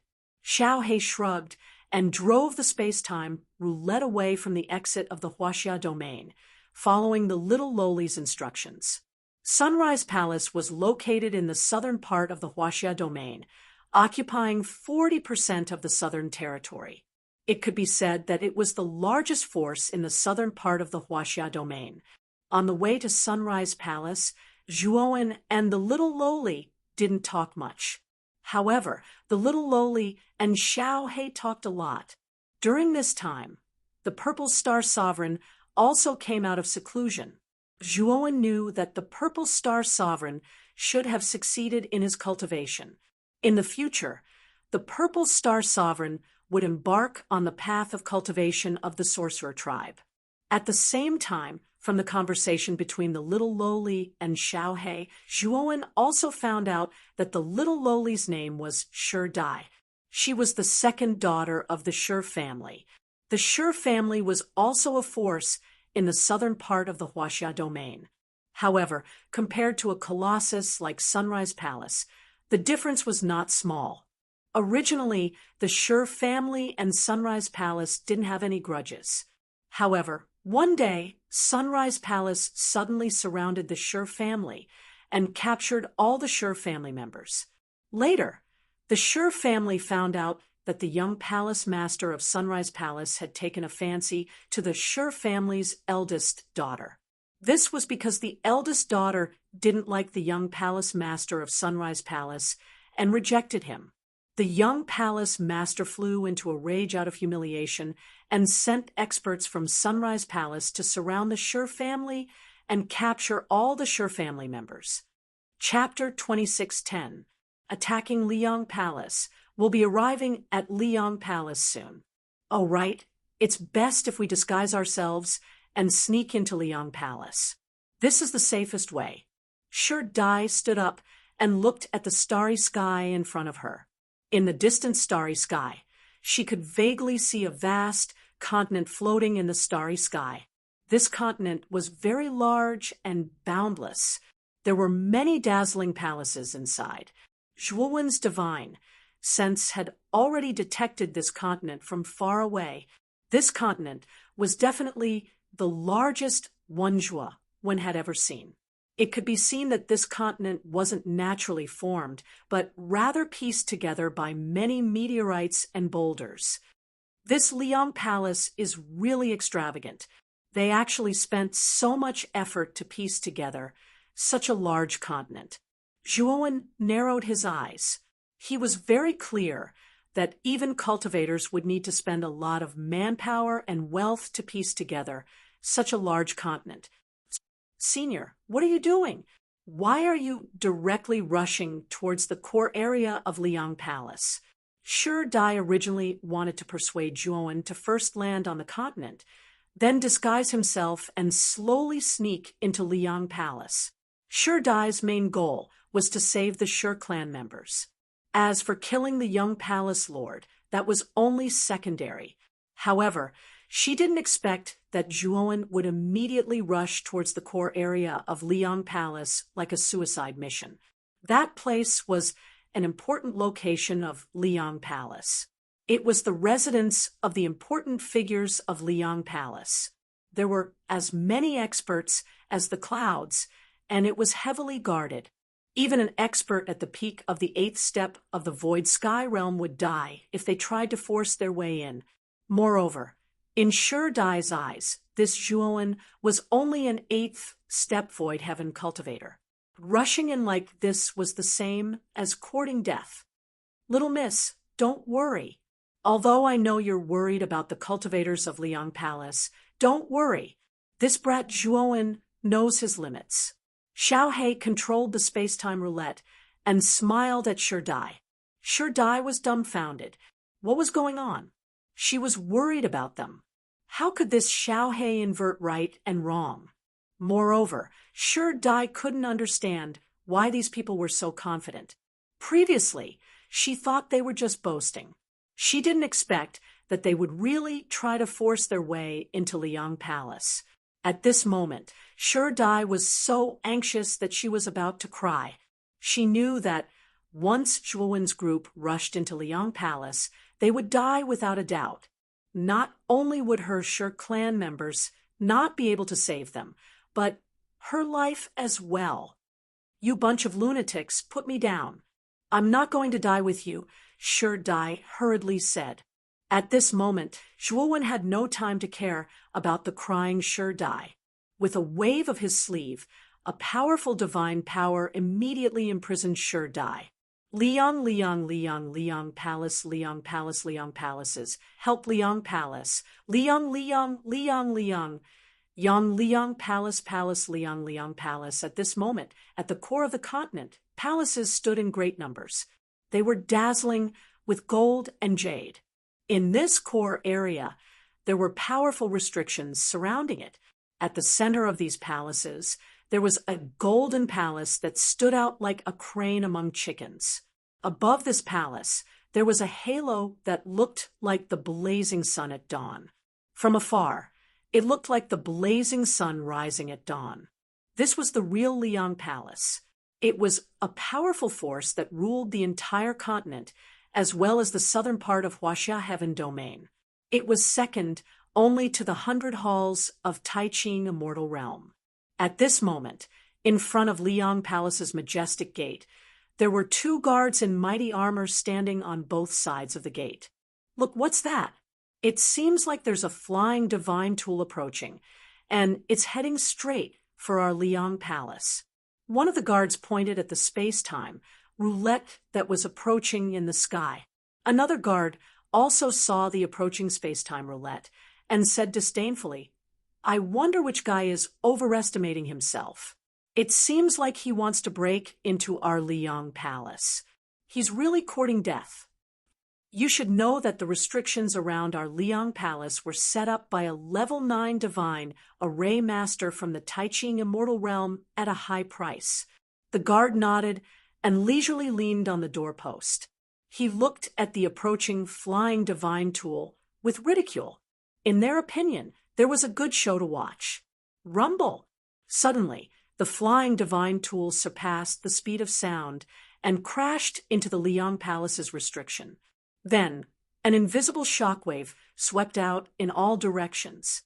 A terrifying earthquake rocked the entire continent. The Liang Palace's restriction only lasted for a breath's time before it was completely shattered. The 2 guards who were leaning on the doorpost to watch the show froze. They didn't even have time to change their expressions before their necks were pierced by 2 streaks of divine power, and they fell to the ground. Enemy attack. Someone broke the palace-protecting array. Everyone move out and destroy the intruder. Which bastard is it? How dare he attack our Liang Palace? He must be tired of living. The moment the Liang Palace's restriction was broken, it immediately attracted the attention of many experts inside the Liang Palace. Then, one figure after another rushed out of the Liang Palace. The guards of the Liang Palace were like locusts as they swarmed towards the entrance of the Liang Palace. He actually used brute force to break the Liang Palace's restriction. Is this guy a monster? Sure, Dai stood stiffly on the deck of the space-time roulette. She looked on helplessly as Zhuo, when approached Liang Palace's restriction, and suddenly punched out, shattering it. In Sure Dai's opinion, such an unbelievable power was too illusory. Sure Dai knew that the Liang Palace's restriction wasn't an ordinary array. It was a true level 9 defensive array. Zhuo leaped out of the space-time roulette and walked to the entrance of the Liang Palace. He instructed Xiaohe, "Xiaohe, I'll leave the rest to you." Xiaohe grinned and said, "No problem. Leave it to me. I haven't exercised my muscles for a long time." As Xiaohe spoke, he turned into a thunderfire and wrapped the thunderfire sword around Zhuo. Any guards or experts that came from the Liang Palace would be chopped into pieces by the thunderfire sword the moment they got close to Zhuo. Zhuo put away the space-time roulette. Crepe Myrtle's Star Monarch and the green-haired corpse tacitly followed behind Zhuo. The restriction on Sure Dai's body was also removed. She could only brace herself and follow. However, the more Sure Dai followed, the more alarmed she became. She realized that no matter how many experts appeared from the Liang Palace, they would all be killed by the thunderfire sword around Zhuo. Chapter 26:11. Li Yu the terrifying thunderfire was like an angry dragon as it exploded in the entire Liang Palace. This thunderfire was like the most loyal guard as it surrounded Zhuo and the rest. Any cultivator who approached would have to endure the terror of the thunder fire. Zhuowen had his hands behind his back as he slowly walked towards the tallest palace in the Liang Palace area. His gaze was calm, as if nothing in this world could cause him to waver. Shi Dai followed behind and looked at the white-clothed youth who had his hands behind his back as he slowly walked forward. She had the illusion that this person was invincible. Looking at the cultivators who kept dying in Liang Palace, Shi Dai had mixed feelings. She knew that she had greatly underestimated the man in front of her. However, Shi Dai was also extremely glad that she was able to find an expert like Zhuowen. The stronger Zhuowen was, the greater the hope of saving her clansmen. Nearly 100 Liang Palace cultivators were like moths to a flame. When they tried to kill Zhuowen, they all fell under the power of the Thunder Fire Sword. The remaining Liang Palace cultivators who appeared all revealed fearful expressions. They surrounded Zhuowen and the rest from afar, not daring to approach at all. "Sir, who are you? Why are you trespassing into my Liang Palace?" Suddenly, from the tallest palace, a middle-aged man dressed in a luxurious golden robe led a group of people into the palace. When the middle-aged man walked out of the palace and discovered that nearly 100 elites had died, anger flashed across his eyes. However, his gaze quickly landed on Zhuowen and the thunder fire sword that surrounded Zhuowen and the rest. A trace of fear flashed across his eyes. He could feel that the thunder fire sword surrounding Zhuowen was extremely terrifying. It actually gave him a sense of death. It could be seen that the thunder fire sword was definitely not an ordinary divine sword. Palace Master. Palace Master. The cultivators who surrounded Zhuowen and the rest from afar all landed around the middle-aged man in golden, luxurious clothes. They looked at Zhuowen with fear in their eyes.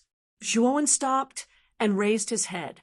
He looked at the middle-aged man indifferently and said, "You are the palace master of Liang Palace?" The middle-aged man cupped his fists at Zhuowen and said, "That's right. Your excellency is very strong. You shouldn't be a nobody. Now that you attacked my Liang Palace without any explanation, you should at least give me an explanation, right?" Zhuowen shook his head and said, "You are not qualified for me to give you an explanation. I came to Liang Palace for the Shi family." "A member of the Shi family?" The middle-aged man was startled. His eyes were filled with confusion. When Zhuowen saw the expression on the middle-aged man's face, he knew that the Shi clansmen were captured by the Liang Palace. This man didn't know about it. It seems like the Liang Palace's young palace master secretly sent people to capture the Shi clansmen. "By the way, I think you can ask your son about the Shi family. I heard that the Shi family was captured by the young palace master of Liang Palace." Zhuowen stood quietly in the same place, calmly looking at the middle-aged man. The calmer Zhuowen was, the more pressure the middle-aged man felt. He could feel that even if he took action, he might not be able to deal with the white-clothed youth in front of him. If he wanted to deal with the white-clothed youth, he knew that the only way was to send out the old ancestor of Liang Palace. However, the old ancestor was the foundation of Liang Palace. Moreover, the old ancestor was in the critical period of a breakthrough. He naturally couldn't rashly awaken the old ancestor. "This little bastard, why is he always causing trouble for me? Now he has provoked such an existence." The middle-aged man's heart was filled with hatred. He immediately cupped his hands politely to Zhuowen and said, "Brother, I don't know about the Shi clansmen. If it is really my son who did it, I will immediately go find him and ask him to hand over the Shi clansmen. Moreover, Liang Palace is willing to compensate you to appease your anger." Zhuowen stood in the same place and didn't speak. He only looked at the middle-aged man. The middle-aged man quickly ordered his subordinates to call the young palace master. Not long after, the subordinate brought in a young man who was dressed more luxuriously than the middle-aged man. However, the young man's face was filled with impatience. When he came to the middle-aged man's side, he said with some annoyance, "I say, Father, why did you call me over? I was just having fun, and you sent someone to disturb me. It's very disappointing, okay?" The middle-aged man slapped the young man's face. The latter covered his face and was stunned for a moment. He then screamed, "Father, are you crazy? You actually hit me. I remember that you have never hit me before, right?" Zhuowen looked at the crazy young man with a mocking gaze and secretly shook his head. This young man was a typical good-for-nothing. His cultivation was extremely ordinary, and his footsteps were unsteady. It was obvious that he was immersed in wine and women all year round. "Did you capture the Sher clansman?" The middle-aged man suppressed his anger and asked. He also knew that his son was extremely useless. However, he was still his flesh and blood, so he had always doted on him. Although he knew that his son used his identity as the young palace master of Liang Palace to stir up trouble everywhere, he was basically active within Liang Palace. Basically, he would not provoke anyone that Liang Palace could not afford to provoke. Now, because his son had captured the Sher clansman, he had provoked the terrifying young man in white. This made the middle-aged man hate his son for not living up to his expectations. The young man frowned slightly and said, "Yes, father. The Sher clan is just an insignificant clan. Although they have some experts, it is fine if they are destroyed. Why do you have to be so angry?" At this moment, Sher Dai was so angry that she hurriedly walked forward and shouted, "Li Yu, do you have any shame? Our Sher clan has never provoked you.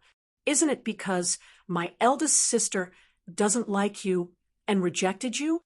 You actually destroyed our Sher clan and captured our Sher clan's direct descendants. Don't you think that is too much?" The young man named Li Yu only just noticed Zhuowen. He did not even look at Zhuowen. His eyes fell on Sher Dai, and he grinned. "Oh, so you are here. I have been looking for you everywhere, and you have delivered yourself to my doorstep." Then Li Yu suddenly rushed out and rushed toward Sher Dai. Divine power gathered in his right hand, and he actually wanted to grab Sher Dai back. Sher Dai's pretty face changed greatly. She did not expect Li Yu to rush over without knowing the situation. The middle-aged man was so scared that his face turned pale. He did not expect Li Yu to rush out like this. When he wanted to pull Li Yu back, it was already too late. Li Yu had already approached Sher Dai.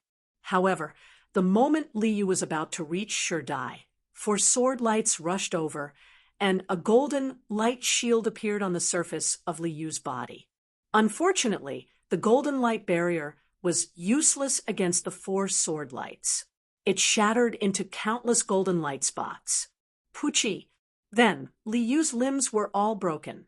He fell to the ground in a sorry state and screamed miserably, "Ah, you bastard! How dare you attack me?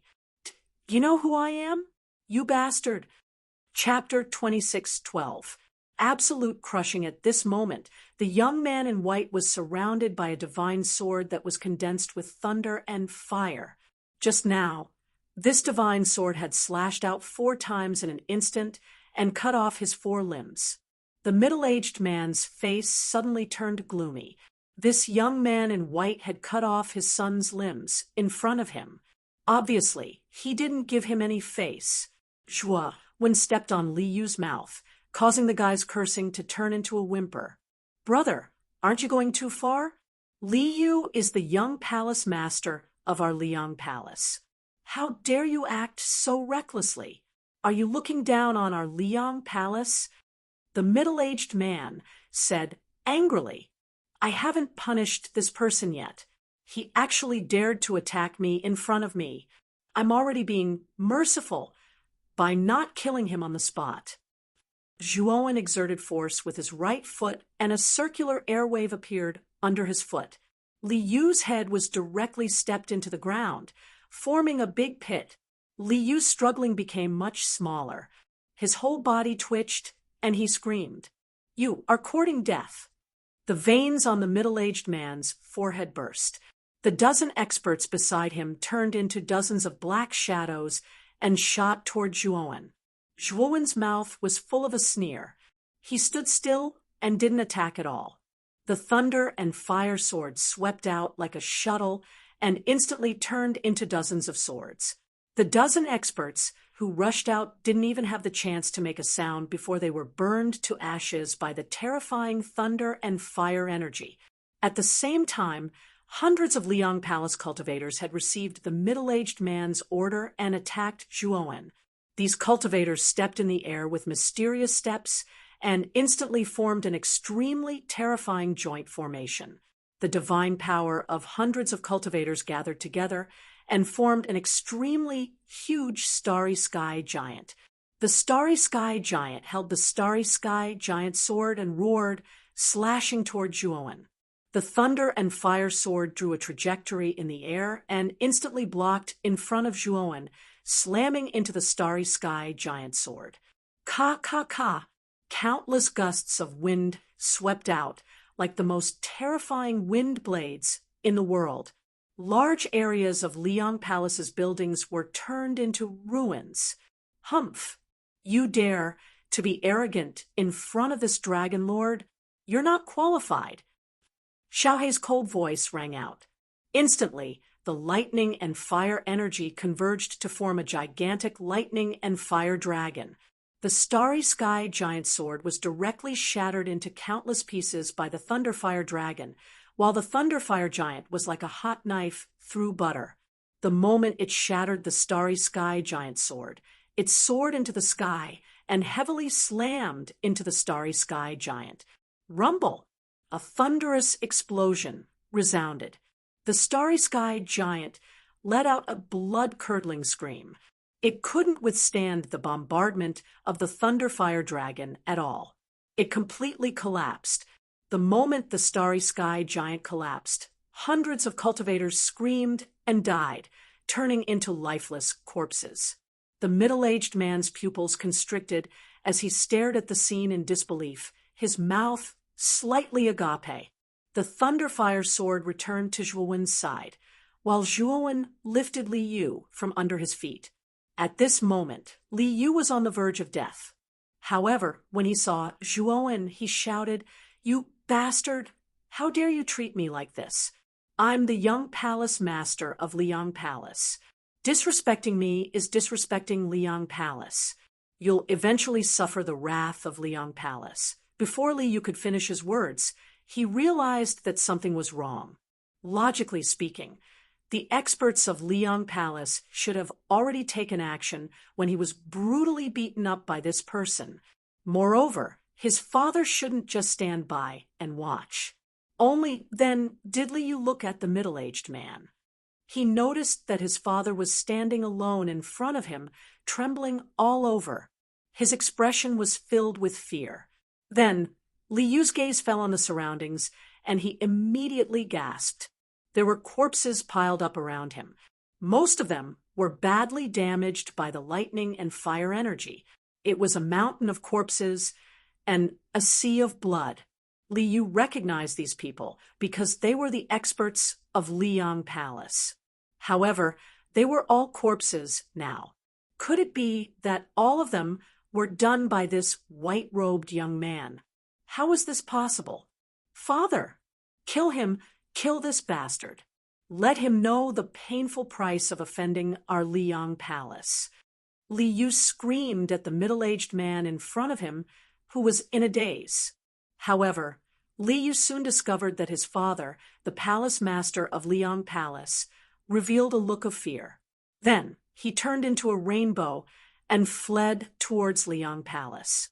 Father! Li Yu was a little stunned. His father was the palace master of Liang Palace.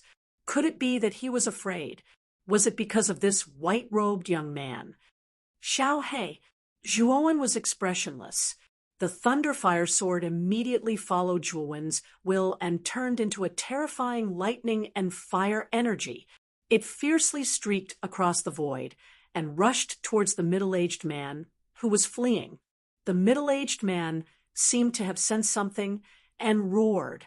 He flicked his finger and took out a divine weapon from his spiritual ring. The quality of each divine weapon wasn't low. One divine weapon after another blocked in front of the middle-aged man.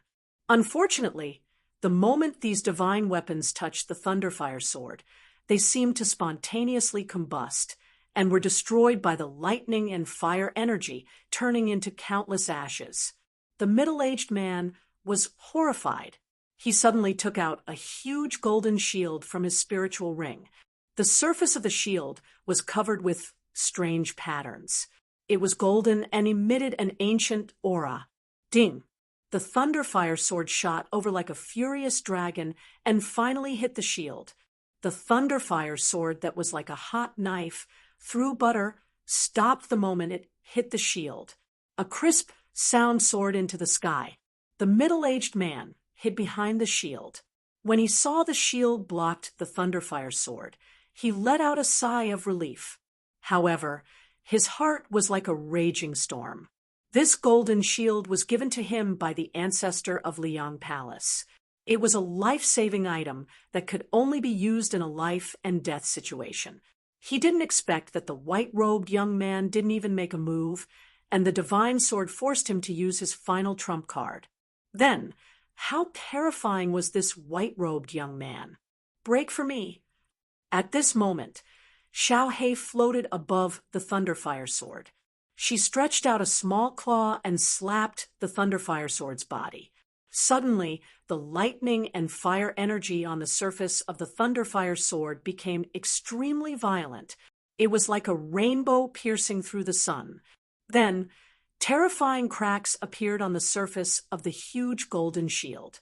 Moreover, these cracks continued to spread and eventually covered the entire surface of the golden shield. Then, the golden shield completely shattered into pieces with a cracking sound. The middle-aged man hiding behind the golden shield didn't even have time to react. The Thunderfire sword had already pierced his chest and nailed him to the ground. The terrifying lightning and fire covered the middle-aged man's body, causing him to scream miserably. Even if the middle-aged man used the illusory sky bridge and ignited it to erupt his body's potential, it was still useless. The lightning and fire energy was like maggots that burned the middle-aged man's life force. Chapter 2613. Underground Prison. Where are you keeping the Shi family members? Zhuowen looked at the dazed Li Yu and asked indifferently. Li Yu screamed, "Don't kill me! I'll tell you where the Shi family members are being held. Just don't kill me." Zhuowen looked at Li Yu quietly, waiting for the latter to continue. Li Yu was now extremely afraid of Zhuowen. He quickly told the location of the Shi family members to Zhuowen in great detail. Zhuowen nodded and looked at Shi Dai behind him. Shi Dai understood, tacitly, and immediately rushed towards the interior of Liang Palace. It turned out that Li Yu had imprisoned the Shi family members in his own underground prison. The underground prison was specially built by Li Yu for the purpose of torturing the people he captured and pleasing himself. Shi Dai walked in front, while Zhuowen silently followed behind her. As for Crepe Myrtle Star and the green-haired corpse, they didn't follow. They just found a place outside Liang Palace to sit down and wait. After a while, Shi Dai arrived at Li Yu's palace. She followed Li Yu's instructions and opened the entrance to the underground prison hidden under his bed. The moment she entered the pitch-black underground prison, Zhuowen's divine sense had already scanned the underground prison. His brows furrowed, and a trace of killing intent appeared in his eyes. Shi Dai was worried about the Shi family members, so she didn't use her divine sense to scan the underground prison. Instead, She rushed into the depths of the prison. When Shi Dai entered the deepest part of the prison, she couldn't help but scream. Zhuo Wen slowly walked out and threw Li Yu to the ground. Li Yu groaned in pain and curled up into a ball, shivering. The inside of the prison was filled with the smell of decay and blood. The originally blue stone floor was now dyed dark red with blood. It was a shocking sight. Cold crosses were placed on the four walls of the prison, and each cross had a woman hanging on it. Their limbs were all nailed to the crosses by thick nails, and fresh blood was constantly flowing down. Zhuowen even saw that some of the women on the cross were already dead. Their bodies were rotting and maggots were growing on them. In the deepest part of the crosses, there was an iron fence, and inside the iron fence were many women. These women curled up together like injured kittens, looking fearfully at Zhuowen and the others who had just barged in. "Second miss? Are you the second miss?" Suddenly, a timid voice came from the other side of the iron fence. It was a young maidservant. Her young and tender face was filled with sorrow and fear. Shi Dai finally came back to her senses and hurriedly came to the front of the iron fence. Looking at the young maidservant, she hurriedly said, Are you all right? Where is my elder sister?" "Kacha!" Zhuowen waved his sleeve, and the iron fence was completely shattered. The woman inside was still curled up in the corner, looking at Li Yu, who had been tossed aside by Zhuowen, with fear in her eyes. Only the servant girl called came out shakily with Shi Dai's support. However, didn't dare to approach Li Yu. Even though Li Yu's limbs were broken, she was still afraid of this demon-like man from the bottom of her heart. Zhuowen shook his head inwardly. He didn't know how these poor women were treated in the dungeon to make them show such fear when they saw Li Yu. Don't be afraid. Li Yu's limbs are broken. He's no threat to us. Tell me, where is my elder sister?" Shi Dai hurriedly asked. However, began to cry. She pointed at the cross in the corner and said, "Eldest miss is there. Ever since she was captured by this demon, he has been torturing her every day." Shi Dai's heart skipped a beat. She immediately came to the cross in the corner. The woman on the cross had long hair that covered her face. Because her position was too remote, Shi Dai didn't notice her at first. When Shi Dai looked at the long-haired woman in front of her, the anger in her eyes flared up. This was because the woman's skin had been peeled off and her entire body was covered in blood. Shi Dai parted her long hair and looked at the unrecognizable face under the long hair. Her tears flowed uncontrollably. Zhuowen stood behind Shi Dai, looking at the woman's miserable state. He couldn't help but frown. This Li Yu really wasn't a good person. He was actually so vicious and ruthless. Moreover, Zhuowen discovered that the woman had completely lost her vitality. She was clearly tortured to death by Li Yu. "Li Yu, I'm going to kill you." Shi Dai pounced at Li Yu like a madman. She took out a small knife from her spirit ring and stabbed it at Li Yu's chest. "No, Senior, you promised me that you wouldn't kill me." Li Yu was terrified and hurriedly asked Zhuowen for help. Unfortunately, Zhuowen's gaze was cold. He said indifferently, "I never said that. It's just your own wishful thinking that I won't kill you." Li Yu revealed a look of despair. Then he saw Shi Dai's crazy face. Screams of despair resounded throughout the entire dungeon. Zhuowen waved his sleeve and summoned a flame, burning all the corpses in the dungeon to ashes. Shi Dai, on the other hand, was determined to leave her elder sister's corpse behind. She wanted to prepare a grand funeral for her elder sister. Zhuowen didn't refuse. Instead, he let Shi Dai take the Shi family members and leave Liang Palace first. When Shi Dai finished organizing the survivors in the dungeon, Zhuowen's eyes narrowed. He revealed a dignified expression. Sure Dai sensed Zhuowen's abnormality and asked, "What's wrong?" Just as Sure Dai finished speaking, the entire dungeon suddenly collapsed.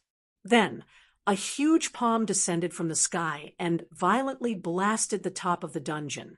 The dungeon collapsed. Intense light poured into the dungeon from the huge crack above. Then, a huge palm descended and finally landed above Zhuowen and the others. Sure Dai looked at the huge palm. Her entire body trembled and revealed a look of despair. This palm was too powerful. It was so powerful that she couldn't even muster the slightest thought of resisting. The only thought in Sure Dai's mind was whether the white-clothed youth in front of her could block this huge palm. Zhuowen indifferently raised his head and looked at the huge palm. With his hands behind his back, the Thunderfire sword turned into a flash of lightning and fire. It quickly swept over and slashed at the palm. Slash! A hole was directly cut open in the terrifying palm. Moreover, the hole grew bigger and bigger until it finally swallowed the palm. "Miss Sure Dai, you just need to bring the people and follow behind me." Zhuowen's gentle voice sounded. Sure Dai stared blankly at the back in front of her. She could only subconsciously nod. Seeing Zhuowen walk forward, she followed closely behind like a puppet. While following behind Zhuowen, the palm above once again condensed and slapped down. However, it was all destroyed by the Thunderfire sword. Chapter 26:14. Block my move. The moment Zhuowen walked out of the dungeon, the entire dungeon collapsed with a loud rumble, turning into ruins. Not only that, but Li Yu's palace was also in ruins. There was no trace of the dazzling palace. In the sky above the ruins, the energy of lightning and fire seemed to burn the sky, enveloping the entire horizon. The Thunderfire sword was like a rainbow as it shuttled through the lightning and fire. Every time it moved, dazzling sparks would pop out. Inside the lightning and fire, a stalwart figure was emitting rays of light like the rising sun. He was constantly resisting the attacks of the Thunderfire sword. That's the Sunrise Palace's ancestor. He's an expert at the peak of the Void Sky 8 steps. I remember that he was in seclusion. Now that he came out, he must have successfully broken through. Sure Dai looked at the stalwart figure inside the lightning and fire, then at Zhuowen. Her beautiful eyes revealed a worried expression. Zhuowen's expression was calm as he looked at the figure blocking the Thunderfire sword. His eyes revealed a hint of interest. If he wasn't mistaken, this Sunrise Palace's ancestors' cultivation had just broken through to the 9th step, half-step Void Sky 9 steps. However, his strength was much stronger than an ordinary 9th step, half-step Void Sky 9 steps expert. It seemed like this person was not simple. However, Zhuowen was very clear about Xiaohei's strength. Even if Xiaohei was at the life enlightenment realm, he still had trump cards. Not to mention this Sunrise Palace's ancestor, who was only at the 9th step Void Sky 9 steps expert. The Sunrise Palace's ancestor had a head full of white hair, and his eyes were filled with hostility. At this moment, the more he fought, the more frightened he became. He didn't expect the invader's divine sword to be so terrifying. Even he was at a disadvantage. "Who the hell are you? Why do you want to kill my Sunrise Palace's people?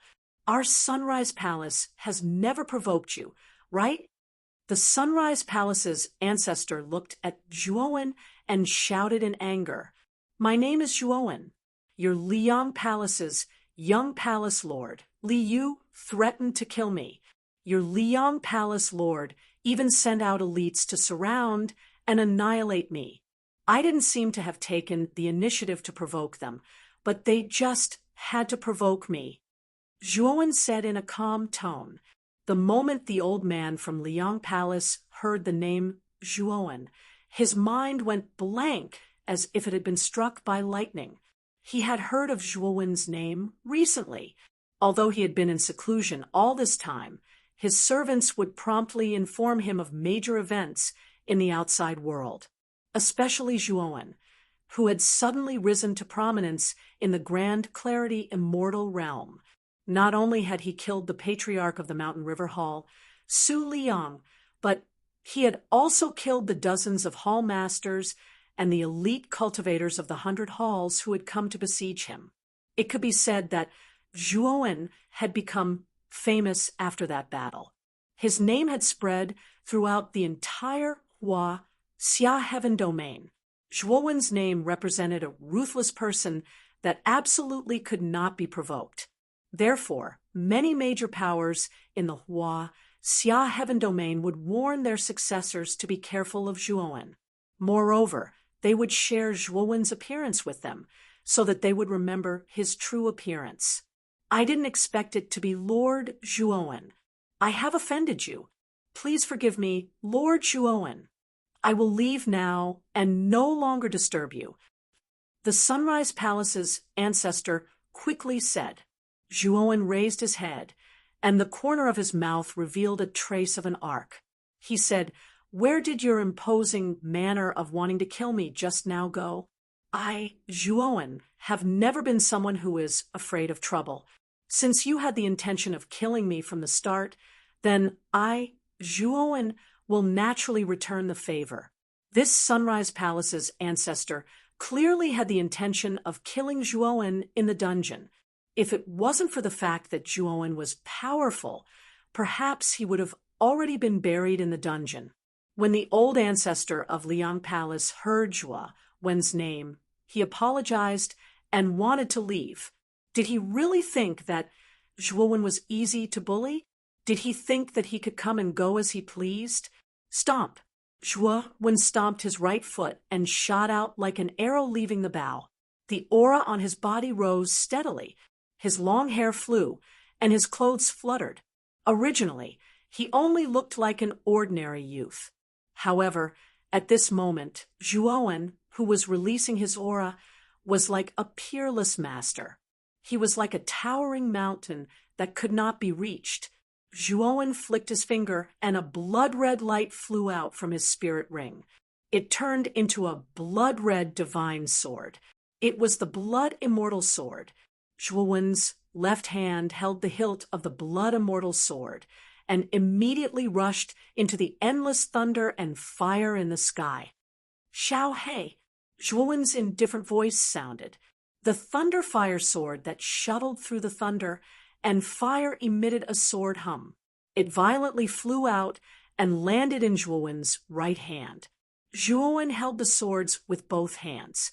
One of them was surging with blood energy, while the other was surrounded by thunder and fire. They floated in midair and looked indifferently at the Sunrise Palace's ancestor, like a fiend god. "If you can block one of my moves, then I'll let you live." Zhuowen was expressionless as he said indifferently. The Sunrise Palace's ancestor's pupils constricted, and then his eyes revealed anger. He felt that the white-clothed youth before him was too arrogant. Although he had heard of Zhuowen's various battle achievements and knew that this person had caused a great commotion in the Taiqing immortal realm and had extremely terrifying strength, he was confident that he was still confident. Even if he knew that this Zhuowen's strength was terrifying, he believed that it wouldn't be a problem for him to block one of this person's moves. The Sunrise Palace's ancestor took out one divine artifact after another from his spirit ring. Moreover, he also took out various talismans and other items to block around him. Clearly, the Sunrise Palace's ancestor was extremely cautious about blocking Zhuowen's move. Zhuowen stood in front of the Sunrise Palace's ancestor and quietly waited. The Sunrise Palace's ancestor was making various preparations there. "Are you ready?" Zhuowen looked at the Sunrise Palace's ancestor, who was waiting solemnly, and asked with slight mockery. Sunrise Palace's surroundings were surrounded by countless brilliance. These were the brilliance produced by divine artifacts, talismans, and various other items. These items could be said to have been collected by him over the years. In order to block Zhuowen's attack, he could be said to have put in a lot of effort. He's too arrogant. Moreover, he even said such big words. When the time comes, he will definitely release the tiger back to the mountain. Shi Dai stomped her foot and snorted in a slight fit of anger. Shi Dai's strength wasn't strong. She had never heard of Zhuowen's name, so she didn't know how powerful Zhuowen was. However, she knew how powerful the Sunrise Palace's ancestor was. In addition to Zhuowen's big words, she believed that Zhuowen wouldn't be able to kill the Sunrise Palace's ancestor in one move. When the time came, the Sunrise Palace's ancestor would definitely escape. And if the Sunrise Palace's ancestor escaped and didn't die, it would be a huge disaster for her Shi family. With Zhuowen's strength, the Sunrise Palace's old ancestor might not dare to seek revenge. Furthermore, their Shi family was just a small family. If the Sunrise Palace's old ancestor were to seek revenge, he would only need to lift a finger, and their Shi family would be finished. However, Shi Dai could only say these words in her heart. After all, this white-clothed youth helped her because of the space-time divine key. Chapter 26:15. The third space-time Qilayang Palace's ancestor coldly looked at the white-clothed youth with a mocking smile. His heart was filled with anger as he coldly said, "Of course it's fine. After all, this old man is a half-step void sky ninth step expert. Blocking one of your moves won't be a problem. When the time comes, you better keep your promise." Zhuowen, always keep my word." Zhuowen's indifferent voice resounded. Shortly after, he crossed his arms in front of his chest and fiercely slashed forward. A blood-colored sword ray and a lightning fire sword ray combined to form a cross-shaped slash. It soared through the heavens and earth as if it contained the entire heaven and earth. The instant the cross-shaped slash was unleashed, Liyang Palace's ancestor's expression completely changed. He actually felt an extremely dense threat of death from the cross-shaped slash. "This move is too terrifying. I can't take it head-on. Otherwise, I'll die without a doubt." Liyang Palace's ancestor roared in his heart. He was terrified. Then he stomped his right foot and flew backward.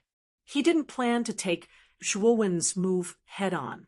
However, the instant Liyang Palace's ancestor retreated, countless invisible ripples appeared around him.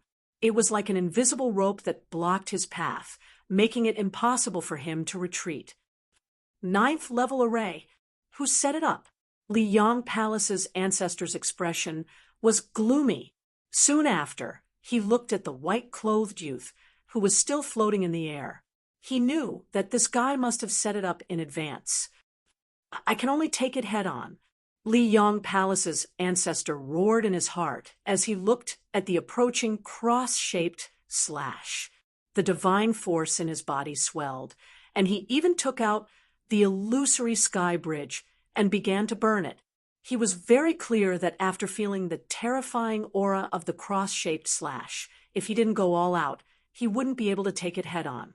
Like a meteor crashing into a planet, the cross-shaped slash cut through the sky and finally landed on Liyang Palace's ancestor's body.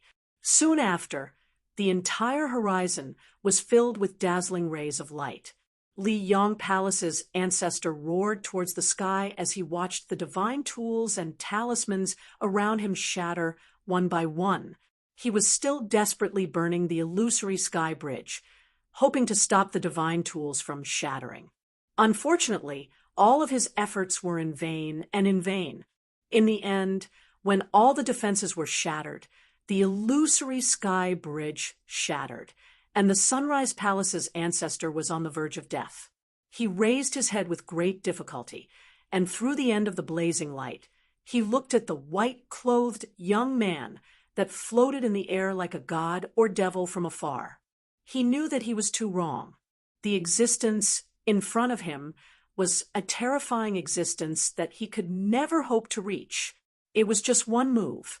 He had made sufficient preparations, but he still couldn't block it. In the end, what he faced was the darkness of death. That person who caused a sensation in the grand clarity immortal realm really lives up to his reputation. Our Liyang Palace's fate has come to an end after the old ancestor of Liyang Palace spat out these words. He disappeared into the light. When all the light faded away, what was revealed was a dark and cold starry sky. It was boundless, and the old ancestor of Liyang Palace had disappeared. So terrifying, Liyang Palace's old ancestor died just like that. Dai slowly opened her mouth. She stared blankly at everything in front of her. After confirming that what she saw wasn't an illusion, she looked at the white-clothed young man with a complicated expression. Only now did she realize that the white-clothed young man wasn't boasting, but telling the truth. He really did have the strength to kill the old ancestor of Liyang Palace in one move. Many cultivators in the vicinity of Sunrise Palace also saw this battle. They were all trembling as they looked at the white-robed young man who had killed the Sunrise Palace's patriarch with one move like a god. The Sure family members looked at the white-clothed young man with admiration. Some of them even crossed their arms in front of their chest as if they were praying. When Zhuowen landed in front of Dai again, Dai's attitude changed again. It became reverent and respectful. I've already successfully completed the task you've assigned to me. Shouldn't it be your turn to complete the task I've assigned to you? Zhuowen asked indifferently. Dai hurriedly lowered her head and said, My lord, regarding the space-time key you mentioned, it is indeed with me. However, because the space-time key involves too many things, I have been hiding it in the Sure family's secret ground. If my lord wants it, Dai will immediately find the space-time key and give it to you. Yes, my goal is the space-time key.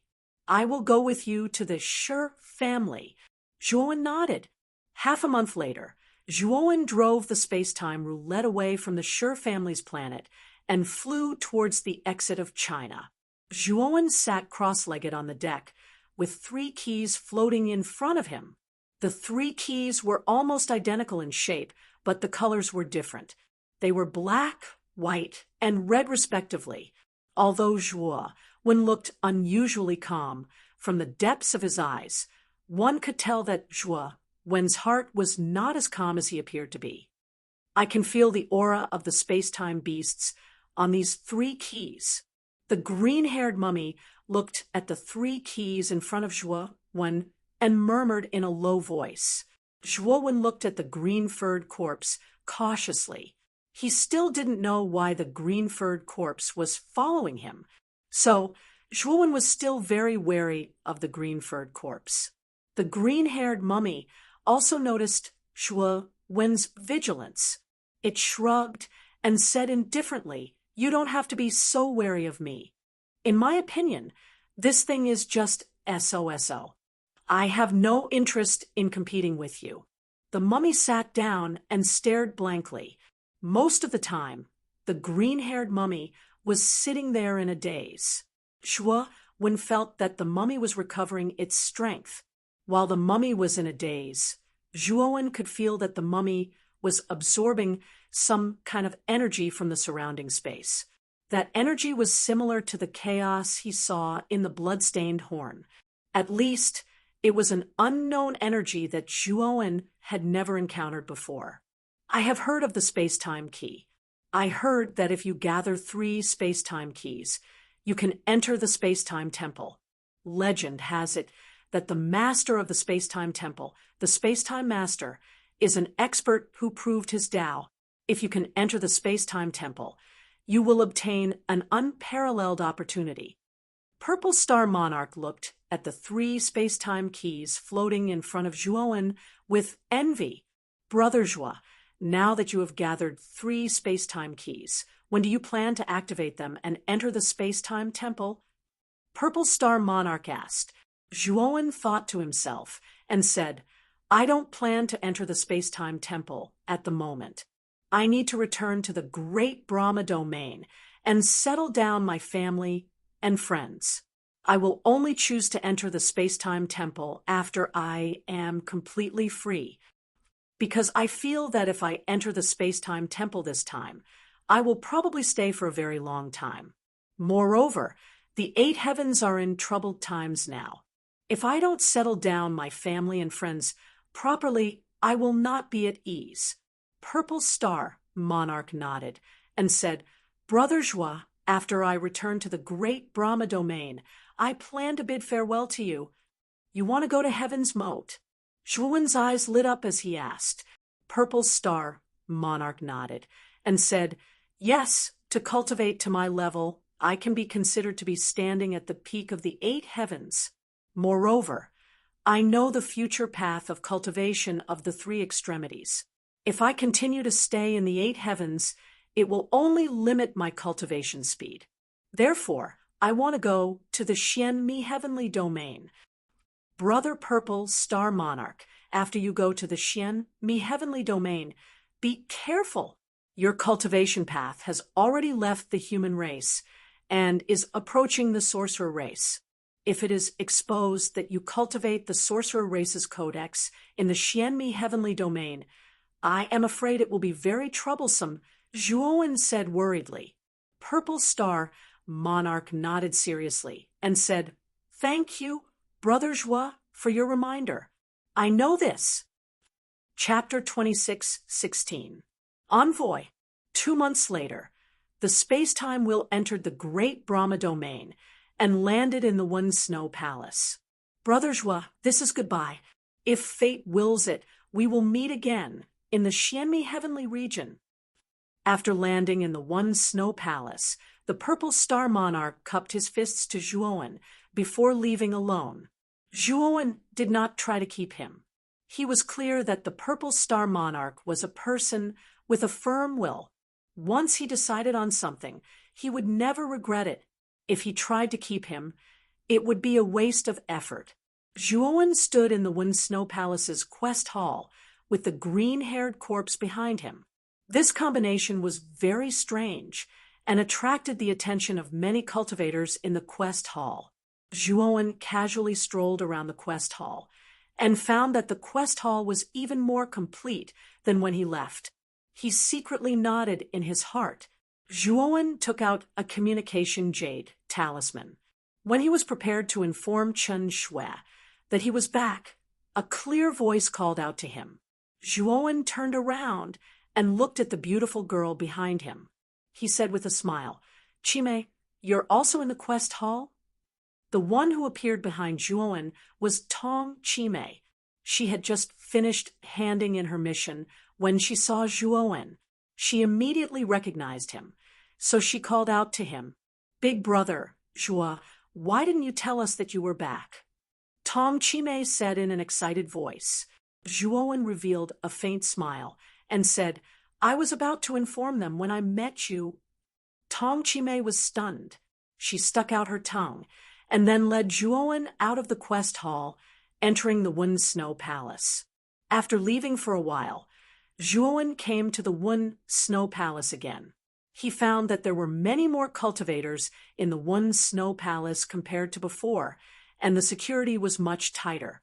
I'll go call Master. Master is the temporary palace master of the One Snow Palace. Now that Big Brother Joie is back, Master will give the palace master position to you. Tong Chime said with a smile while walking. Your master Waning Moon? Where's Chen Shui? Zhuowen asked with a frown. Tong Chime stopped and looked at Zhuowen strangely. Brother Joie, you still don't know about that matter? What is it? I just came back, Zhuowen said. An envoy from the Xian Mi heavenly region has arrived. This envoy has summoned the leaders of the 8 heavenly domains to the core of the 8 heavenly domains, Seuss Temple. Palace Master Chen Shui brought Senior Magatama, Master Yuezu, and the elites of Wen Shui Palace to Xiu's temple, Tong Chime said. Zhuowen was stunned. He was no stranger to the Hu Temple, It was indeed the core of the eight heavens. It was a building that did not belong to any of the heavens. It was said that the origin of the eight heavens was hidden within.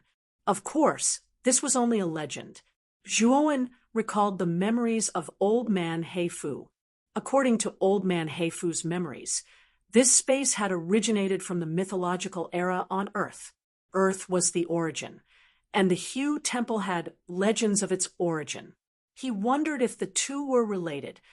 Only one envoy from the Xian Mi heavenly region has arrived, Zhuowen asked.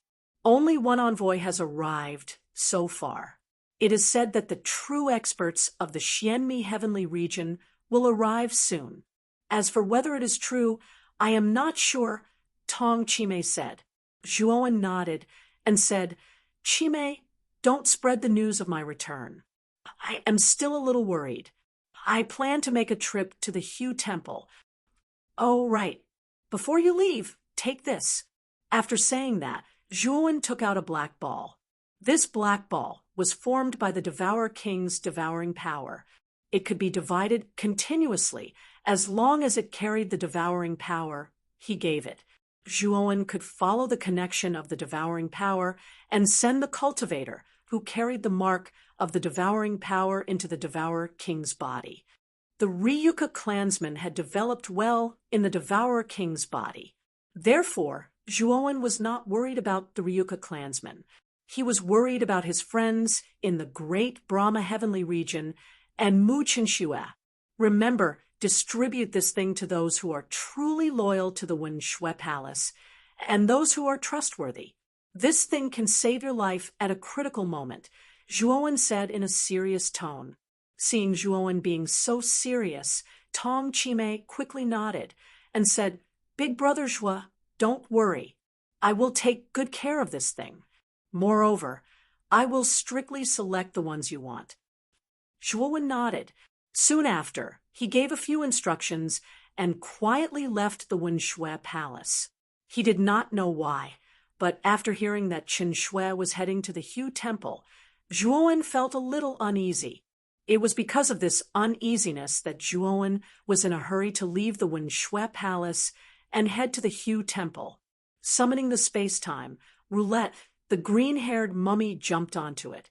Zhuowen was too lazy to care about the green-haired mummy. He summoned Xiaohe and left the Wenxue Palace. This time, Zhuowen did not fly leisurely. Instead, he rushed out. He wanted to head to the Hu Temple in the shortest time possible. After leaving the Wenxue Palace for a day, Zhuowen stopped in front of a star, as if he was waiting for something. It didn't take long for the star to suddenly explode, and a colossal blood-red beast burst out from the star. Bloodscale, long time no see. Your strength has increased again. Zhuowen looked at the blood-red beast that rushed out from the star and said calmly. Zhuowen could feel that Bloodscale's strength was indeed much stronger than before. Moreover, Zhuowen could not see through Bloodscale's strength. The blood-red beast looked at Zhuowen and gradually shrunk. It turned into a blood-red clothed middle-aged man and quickly landed on the space-time roulette. The moment Bloodscale landed on the deck, he immediately noticed the green-haired mummy. He felt that the green-haired mummy had an aura that made him feel awe, which made him feel bewildered. Bloodscale, come with me to the Hu Temple. Zhuowen did not plan on introducing the green-haired mummy to Bloodscale. He only told him the reason for his visit. Bloodscale nodded. He had a contract with Zhuowen, so he could be considered as Zhuowen's servant. Even if his strength had increased, he did not dare to betray him. He could only be Zhuowen's servant for 1,000 years. The core region of the eight heavens was a cold and dark void. There was nothing in this void, not even the sun, moon, or stars. There were only pitch-black meteorite belts and unchanging darkness. In the middle of this void floated a dilapidated temple. This temple was so dilapidated that it looked like a ruin, as if it had not been repaired for a long time. At the top of the temple, a golden flame burned fiercely, as if guiding those who entered this void to this place. In the temple, a figure stood quietly with his hands behind his back. He looked at the void in front of him with a cold gaze. This figure was a middle-aged man with a face as cold as a knife. He was dressed in a black robe, and a powerful aura surged from his body. Upon closer inspection, this person's pores were constantly spitting out strange black mist. This black mist was like agile little snakes circling around his body and making hissing sounds. It seems that the first guest is about to arrive. The cold man looked forward, narrowed his eyes, and muttered to himself, "Whoosh." Chapter 26:17. Solicitation. The stern-looking man still had his hands behind his back. He slowly turned his head and narrowed his eyes at the figure that had appeared in the temple. The golden light receded to reveal an extremely handsome man with a golden bar between his eyebrows. He was the ruler of the Sakyamuni domain. Sakyamuni, you're the messenger from the Xian-Mi domain? Sakyamuni's eyes were cold as he looked at the stern-looking man. His tone was impolite and somewhat arrogant. "Ignorant barbarian, judging from your aura, you must have just become a heavenly Tao master. Unfortunately, your Tao veins are extremely empty. You're clearly still a heavenly Tao master in the initial stages. You're the weakest heavenly Tao master. How dare you speak to me with such an attitude?" The stern-looking man crossed his arms and looked at Sakyamuni with a mocking expression. The corners of his mouth curled into a cold smile. Sakyamuni had relied on Taoist Lord Tusida's Tao-confirming divine pill to successfully confirm his Tao. Not long after coming out of seclusion, he had received an invitation from the messenger from the Xian-Mi domain. That was why he had come to the Hu Divine Temple. Sakyamuni was a cultivator born and raised in the 8 great domains. He didn't have a clear understanding of the realm of Tao confirming. After knowing that he had successfully confirmed his Tao, he was naturally in high spirits. Although he knew that the messenger from the Xian-Mi domain should also be a Tao confirming expert, he was also a Tao confirming expert. Their cultivation levels were equal, so Sakyamuni's attitude was naturally quite arrogant. However, when he saw the stern-looking man's contemptuous expression, Sakyamuni was displeased. His eyes burst with terrifying killing intent and shot toward the stern-looking man like a sharp sword. The stern-looking man narrowed his eyes and stood still. Black chi floated around him and condensed into a huge pitch-black snake head in front of him. Hiss, hiss, hiss. Sakyamuni's killing intent was easily dispersed by this person's voice, and an aura much stronger than Sakyamuni's came crushing down on him. Sakyamuni let out a muffled groan and couldn't help but take a few steps back, looking at the stern man in shock. The cold-looking man retracted his aura and looked at Sakyamuni. "Although you and I are both heavenly path masters, you don't know anything about the path-proving realm, and you don't have the corresponding cultivation method. If we really fight, I can kill you within 10 moves." Sakyamuni's heart trembled. He did not doubt the stern-looking man's words. After all, the stern-looking man could easily disperse his killing intent and injure him with his aura. This in itself proved that he was inferior to the stern-looking man. This jade slip contains a detailed explanation of the Tao-confirming realm, as well as a basic method to cultivate Tao meridians. It can help you consolidate the Tao meridians you have just developed. The stern-looking man waved his sleeve and threw a jet-black jade slip to Sakyamuni. Sakyamuni took the jade slip and was extremely excited. At the same time, he looked at the stern-looking man with some vigilance. Sakyamuni was no ordinary person. After cultivating for so many years, he knew very well that there was no such thing as a free lunch in the world. Not only did the stern-looking man tell him about his cultivation, but he also gave him the cultivation method of the path-proving realm. He did not think that the stern-looking man was being kind. The The stern-looking man also saw Sakyamuni's vigilance and smiled. "You don't have to be so vigilant. I still don't know your name." "Sakyamuni," Sakyamuni said coldly. "So, you are the heavenly domain master of the Sakyamuni domain. No wonder your talent is so strong. You were able to succeed in the path-proving realm in a barren place like the 8 heavens by yourself. It is enough to show that your talent is outstanding. If you continue to stay in the 8 heavens, your talent will only be buried," said the stern-looking man. Sakyamuni frowned and said in a low voice, "You mean you want to recruit me? Water flows downwards, people walk upwards. Do you want to stay in the 8 heavens forever? Also, the 8 heavens will not be peaceful soon. The chances of dying here are too high. I am just giving you a word of advice," the stern-looking man said with his hands behind his back. "Since you want to recruit me, you should at least introduce yourself, right?" Sakyamuni calmed down and said in a low voice. The stern-looking man nodded in his heart at how quickly Sakyamuni calmed down. Sakyamuni was not only talented, but also had a first-class temperament. The stern-looking man was also a heavenly Tao lord like Sakyamuni. In fact, the stern-looking man was even stronger than Sakyamuni. However, the stern-looking man was very clear that Sakyamuni's talent was much stronger than his. One had to know that with his talent, he could only barely cultivate to the heavenly Tao Lord level in the Xianmi heavenly domain, which was a high-grade region with rich starry sky energy.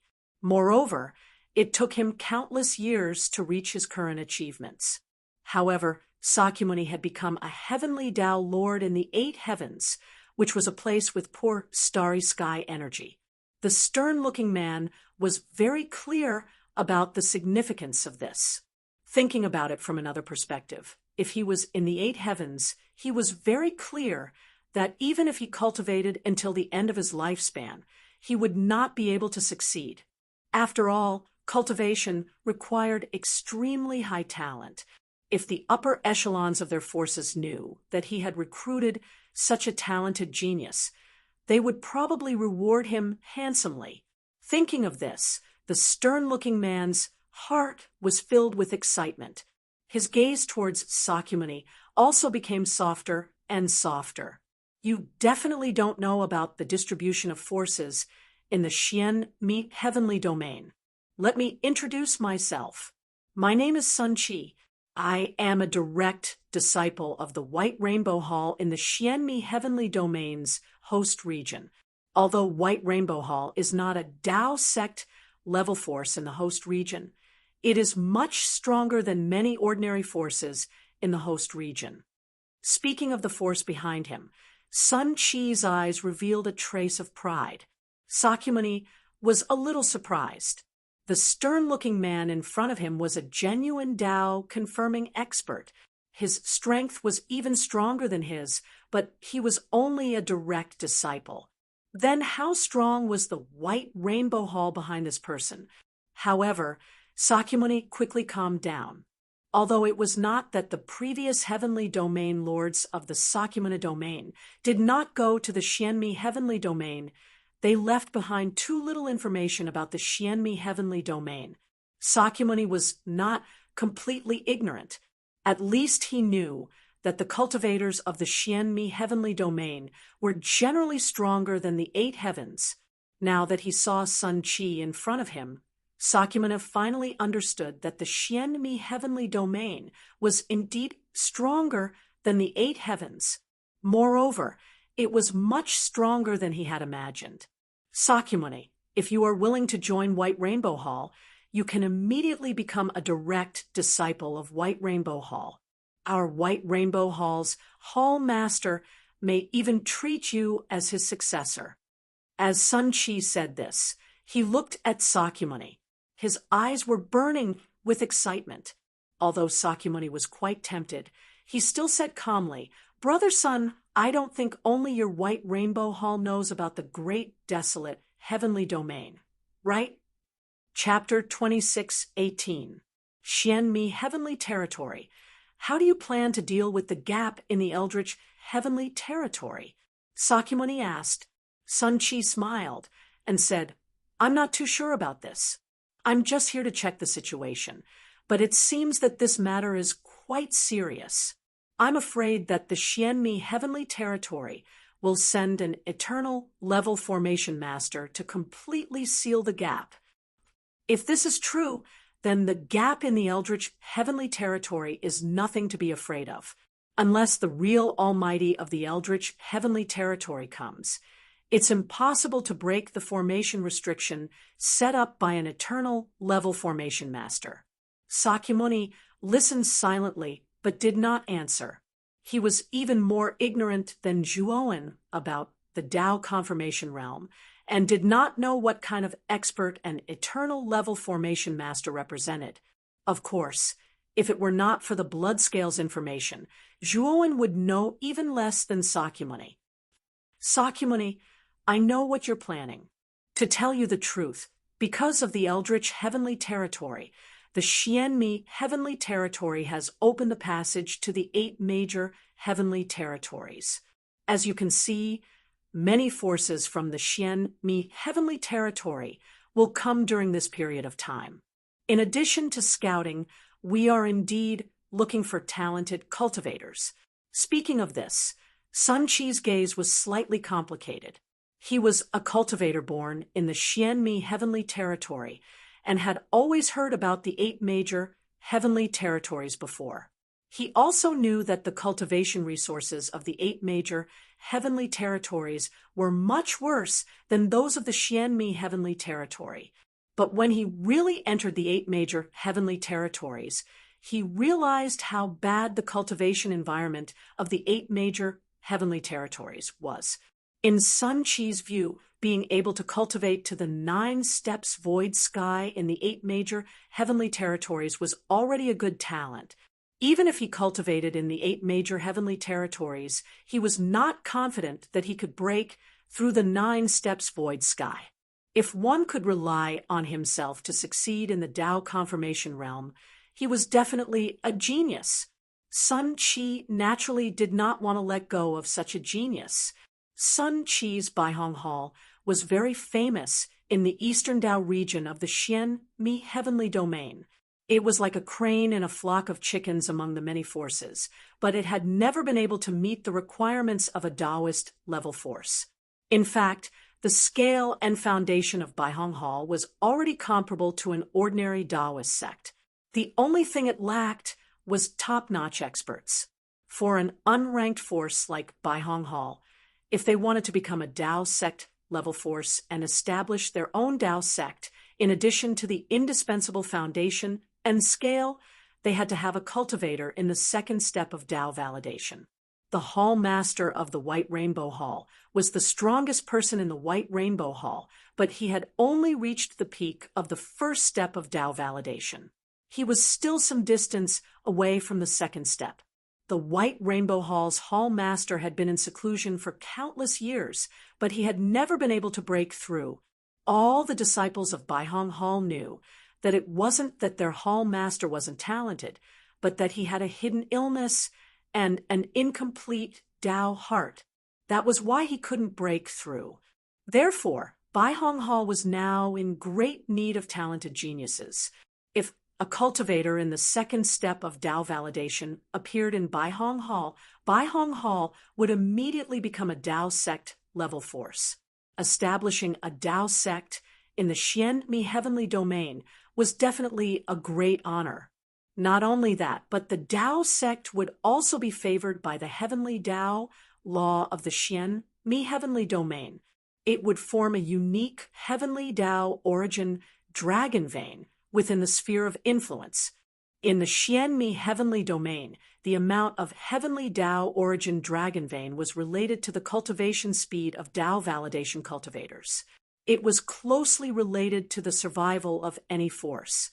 This was also why Sun Chi wanted to invite Sakyamuni after discovering that he had succeeded in Tao validation in a place like the 8 heavenly domains.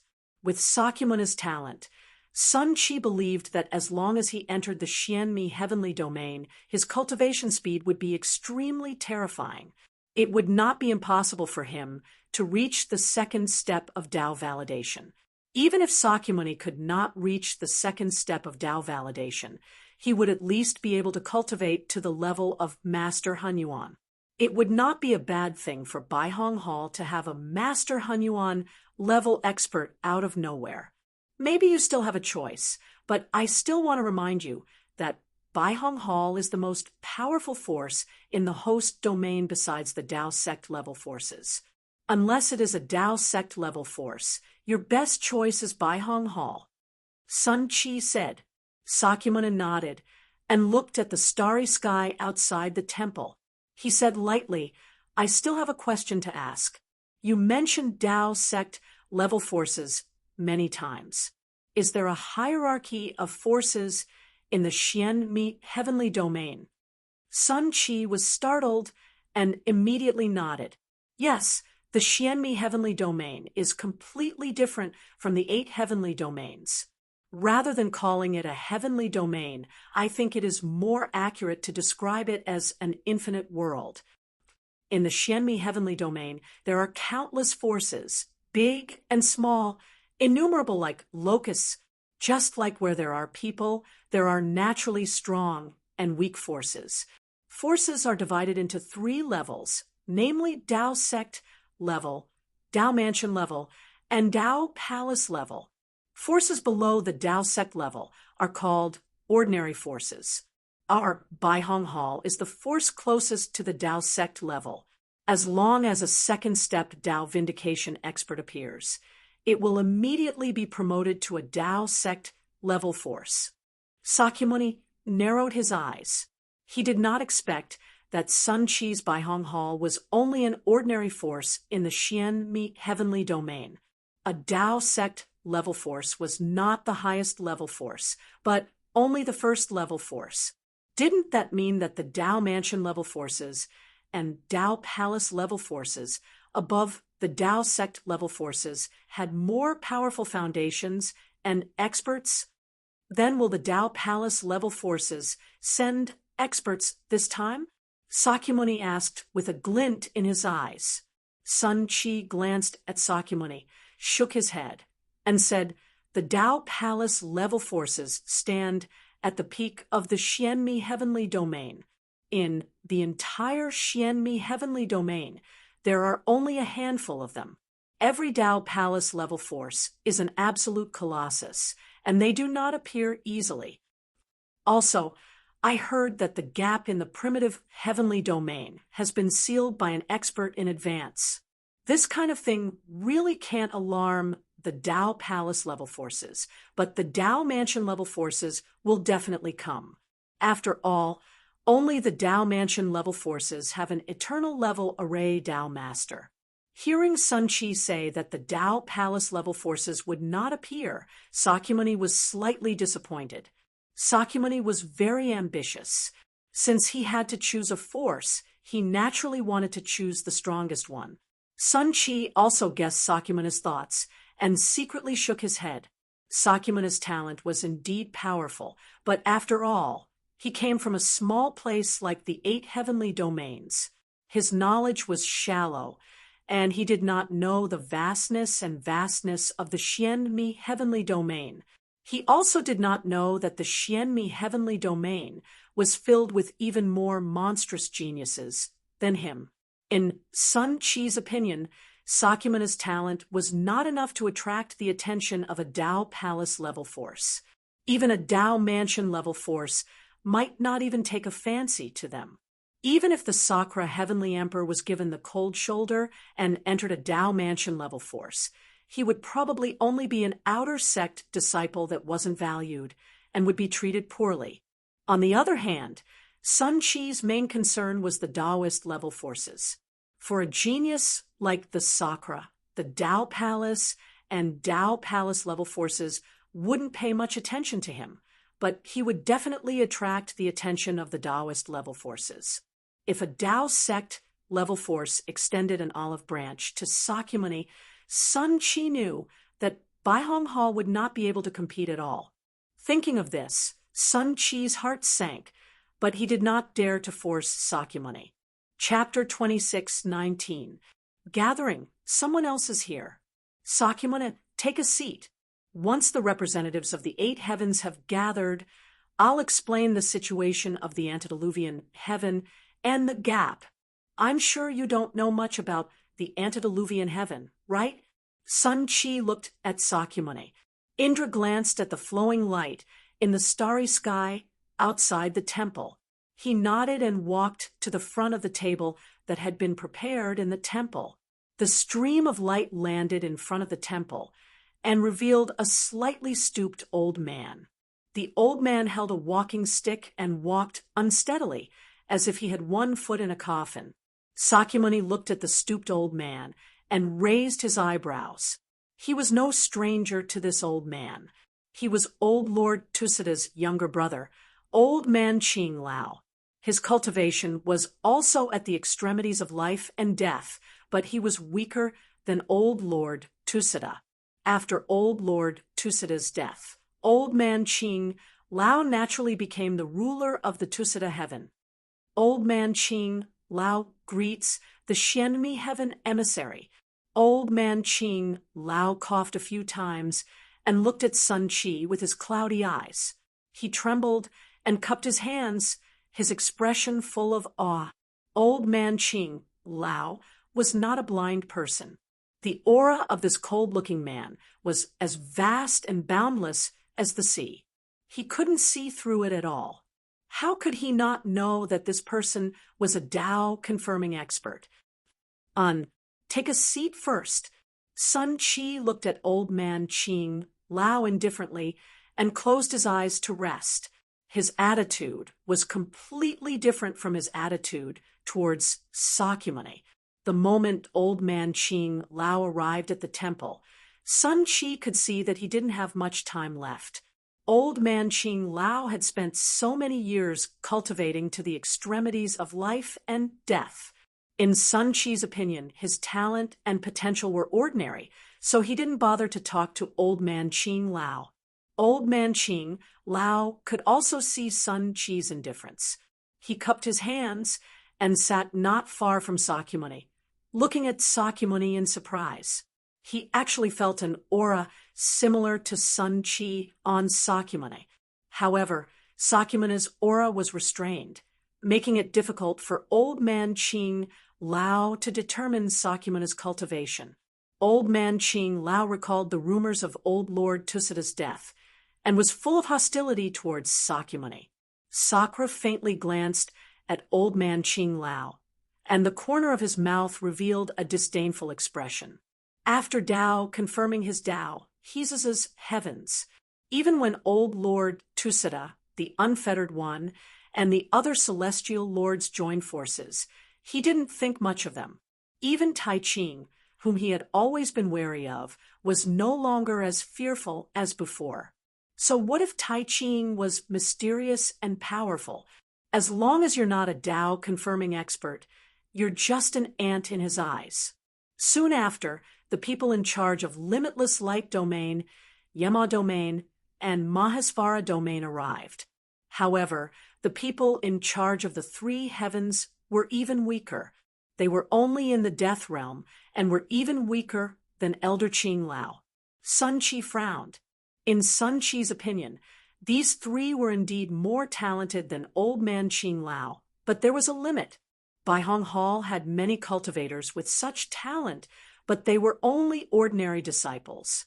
Even if they entered Xian Mi domain, it would be difficult for them to confirm their Tao.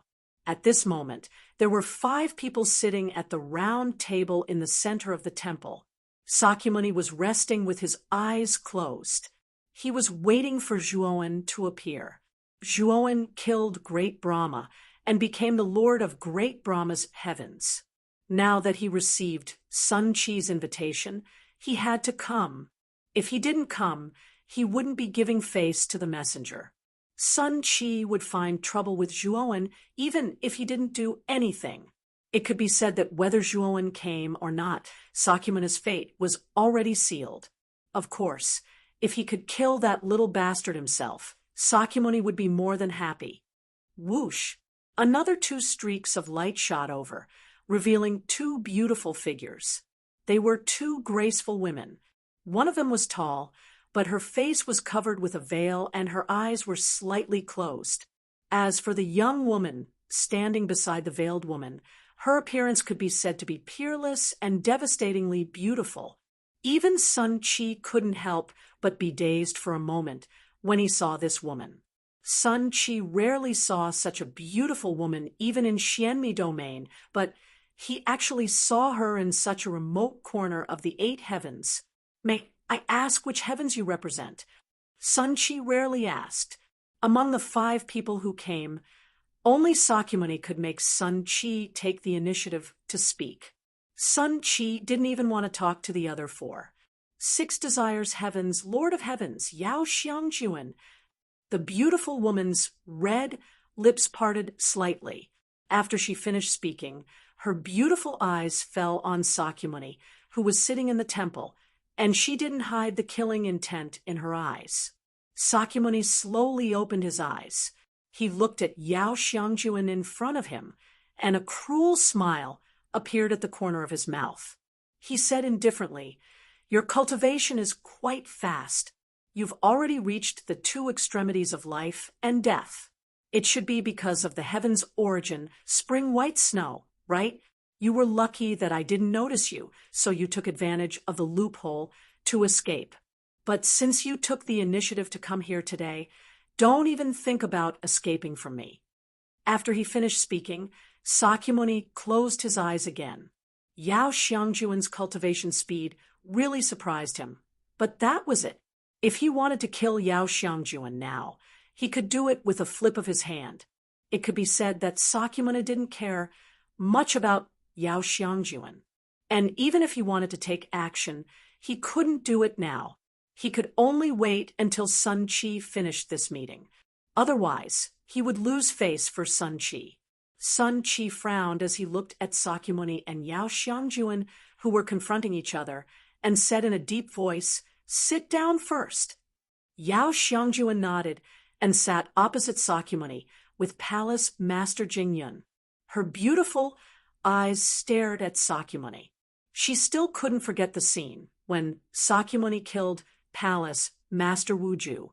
She once swore that if she succeeded in her cultivation, she would avenge her master. She didn't disappoint.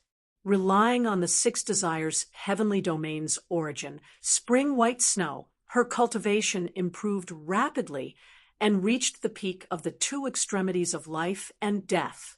In her opinion, Sakyamuni should be a half-step heavenly lawmaster. The gap between her and Sakyamuni wasn't big. Coupled with her trump card, she knew that she might have a chance to defeat Sakyamuni. After waiting for a while, Sakyamuni opened his eyes and looked at the starry sky outside the temple. His eyes revealed a trace of coldness. He knew that the people from the great Brahma domain were coming. "Looks like we're going to meet this little bastard again. This time, I must eliminate all future troubles." Chapter 26:20. Like water and fire, the stream of light shot out from the cold and empty starry sky at an extremely fast speed and soon landed in the divine temple. The stream of light faded away, revealing 3 figures. The one in the lead was also a peerless beauty. The woman wore a pale white robe, and her long hair draped over her waist like a stream of light. Her beautiful face revealed a cold aura. This woman's appearance was absolutely rare in the secular world. She was almost the same as Yao Xiangjuan. Moreover, this woman's temperament was too cold, like a snow lotus at the peak of a snowy mountain. On the contrary, she added a trace of charm and attraction compared to Yao Xiangjuan. The moment Sun Chi saw the woman, although he was mentally prepared, he was still dazed for a moment. He couldn't help but ask, "Are you representing the Hua Xia heavenly region or the Great Brahma heavenly region?" Sun Chi had investigated the 8 heavenly regions in advance, so he naturally knew the general situation of the 8 heavenly regions. Now that the representatives of 6 heavenly regions had come, only the Hua Xia heavenly region and the great Brahma heavenly region were left. He asked this question. The cold woman said indifferently, "I'm representing the great Brahma heavenly region to come to the Hu divine temple." Sun Chi nodded and made a gesture of invitation. The cold woman led the 2 people behind her to sit down naturally. Sakyamuni narrowed his eyes and stared at the cold woman. He said indifferently, "Mu Chinshua, I didn't expect you to come. Is that Zhuowen going to be a coward?" Although Sakyamuni had never met Mu Chinshua, his clone Yang Yi was Mu Chinshua's senior brother, so he was no stranger to Mu Chinshua. Sakyamuni also found that Mu Chinshua's cultivation had already reached the life and death extremes. He also didn't know why, but he felt that there was an unknown power in Mu Chinshua's body. Although he felt this power, he couldn't be sure what it was. Sun Chi, on the other hand, looked at Mu Chinshua differently. Sun Chi's eyes were filled with surprise, doubt, and a touch of greed. However, Sun Chi was a scheming person. He quickly hid the strange look in his eyes. The people in the temple did not notice Sun Chi's strange look. Mu Chinshua coldly glanced at Sakyamuni, her brows furrowed. Although Sakyamuni's aura was faintly discernible at the moment, she could feel a shiver from Sakyamuni. Mu Chinshua was very clear about her own strength. Ever since she had awakened the mysterious phoenix bloodline in her body, her cultivation speed had been extremely fast. Before Zhuowen had left, she'd relied on the life and death pill to advance into the extremes of life and death, and she'd even relied on the heaven-defying effects of the phoenix bloodline to break through in a short period of time and attain a cultivation at the quasi-heaven Tao Lord realm. Mu Chinshua was very clear about how terrifying the phoenix bloodline in her body was. Although her cultivation was only at the quasi-heaven Tao Lord realm, she was very clear that her strength was much stronger than ordinary quasi-heaven Tao Lords. As for how strong she was now, Mu Chinshua herself was not very clear. After all, there were no Tao validation experts in the 8 heavens. Even quasi-heaven Tao Lords were very rare. Ever since she'd broken through to the quasi-heaven Tao Lord realm, she hadn't really fought with her full strength. Moreover, she'd already guessed that Sakyamuni would attend the invitation from the Xian Mi Sky region's emissary. The reason she'd accepted the invitation so fearlessly was naturally because she was confident in her own strength. However, Mu Chinshua frowned when she saw Sakyamuni. She'd noticed that Sakyamuni had the aura of a Tao validation expert. Although she deliberately concealed it, her perception was much stronger than ordinary cultivators. Mu Chinshua hadn't expected Sakyamuni to succeed in her Tao validation. However, she wasn't afraid. Although she wasn't very clear about how strong she'd become after completely awakening her phoenix bloodline, she didn't think she'd be suppressed by Sakyamuni, who'd just attained her Tao validation. "Sakyamuni, you'd better think before you speak.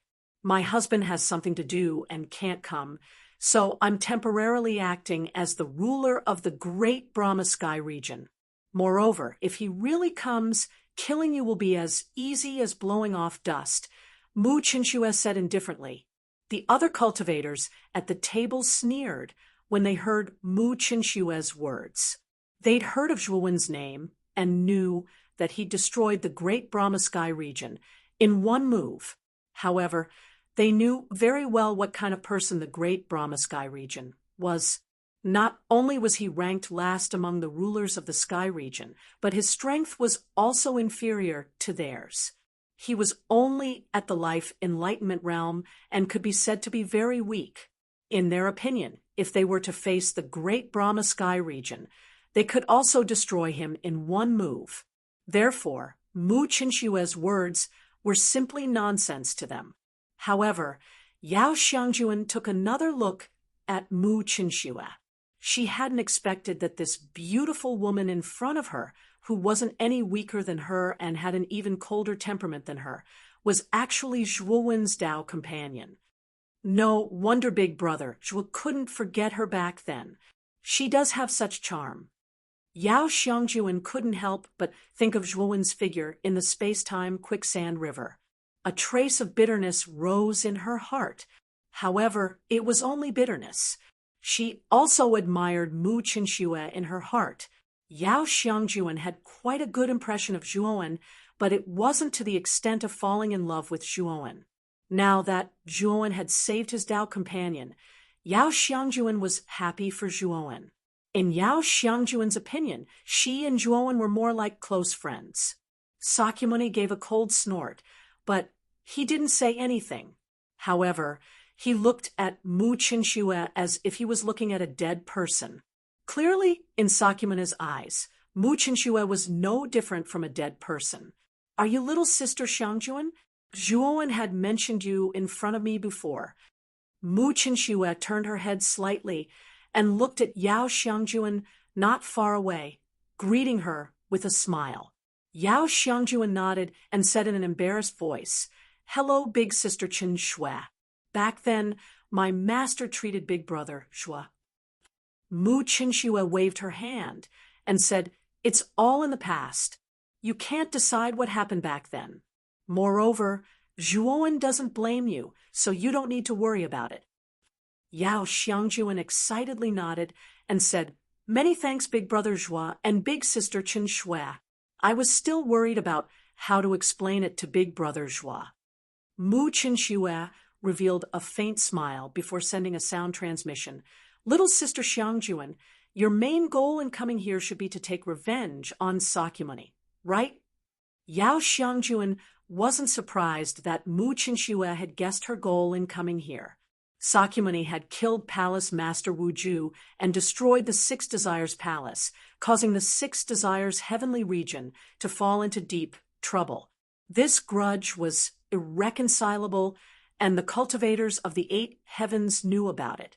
It was natural for Mu Qinxue to guess it. "It's best if you don't act rashly," Mu Qinxue said in a serious voice. Yao Xiangjuan was stunned and asked back in a surprised voice, "Big Sister Qin Shui, is there a problem?" Chapter 26-21. Dao Root Yao Xiangjuan's pupils shrank. It was a good thing her mind wasn't bad. So she calmed herself down and replied in a voice filled with disbelief, How is this possible? It's very hard to prove one's Tao in the 8 heaven domains. Did Sakyamuni really succeed? It's definitely true. My perception is quite sharp, and when I came to the temple, I could feel a trace of Tao aura from Sakyamuni. This Tao aura is much stronger than a half-step heavenly Tao master, Mu Qinxue said in a serious voice. Yao Xiangjuan's beautiful eyes focused as she revealed a bitter look. She had relied on the heaven domain's spring white snow to increase her cultivation by leaps and bounds, reaching the peak of the life and death realm. Although she was not as strong as Sakyamuni, at least the gap between them was not that big. But she never would have thought that Sakyamuni would succeed. She knew that with her current strength, she could not compare to Sakyamuni at all. Then what should we do? With Sakyamuni's personality, he'll probably make a move after the temple conference. Yao Xiangjuan was a bit panicked. Mu Qinxue calmly said, Little Sister Xiangjuan, do you believe me? If you're willing to believe me, then follow me after the conference. Yao Xiangjuan looked up and met Mu Qinxue's calm eyes. Her panicked heart calmed down a bit as she said with a strong nod, Big Sister Qin Shui, I believe you. Mu Qinxue revealed a faint smile. You can just follow me when the time comes. Let's listen to what the envoy has to say. Yao Xiangjuan nodded and did not send any more sound transmissions. She just silently sat in front of the table. Is there no one from the Hua Xia Heaven domain coming? After waiting for a while, Sun Qi was a bit impatient as he coldly said. Sakyamuni also knit his brows. Hua Xia Heaven domain's Tai Ching had always been a large worry in his heart. Now that he had proven his Tao and his strength had increased, he naturally hoped to meet Tai Ching again and fight with him. Sakyamuni was brimming with confidence, and he wasn't particularly fearful of his greatest enemy. He believed that even if Tai Ching had a powerful trump card, the difference in cultivation couldn't be made up for by trump cards. This time, he planned to trample Tai Ching under his feet. Sun Chi waited for a while, but his face became more and more unsightly. Then he stopped waiting and walked to the main seat of the table, saying coldly, "It seems that the Tianyuan realm of Hua, Xia, wants to test my patience. Well, since no one from the Tianyuan realm of Hua Xia is coming, then forget it. I'll tell you first." Everyone at the table looked at each other, some of them gloating in their hearts. They knew that the 3 liquidators of the heaven realm of Huaxia had thoroughly offended this emissary. This emissary was a genuine Tao-confirming powerhouse. If such a powerhouse was angered, it would be very terrifying. Sakyamuni frowned slightly. He had interacted with Tai Ching the most and more or less understood his personality. If Tai Ching had received Sun Chi's invitation, it was impossible for him not to come. After all, Tai Ching was more cunning and scheming than him. It was impossible for him to do such a stupid thing. But the reality was that no one from the Tianyuan realm of Hua Xia came.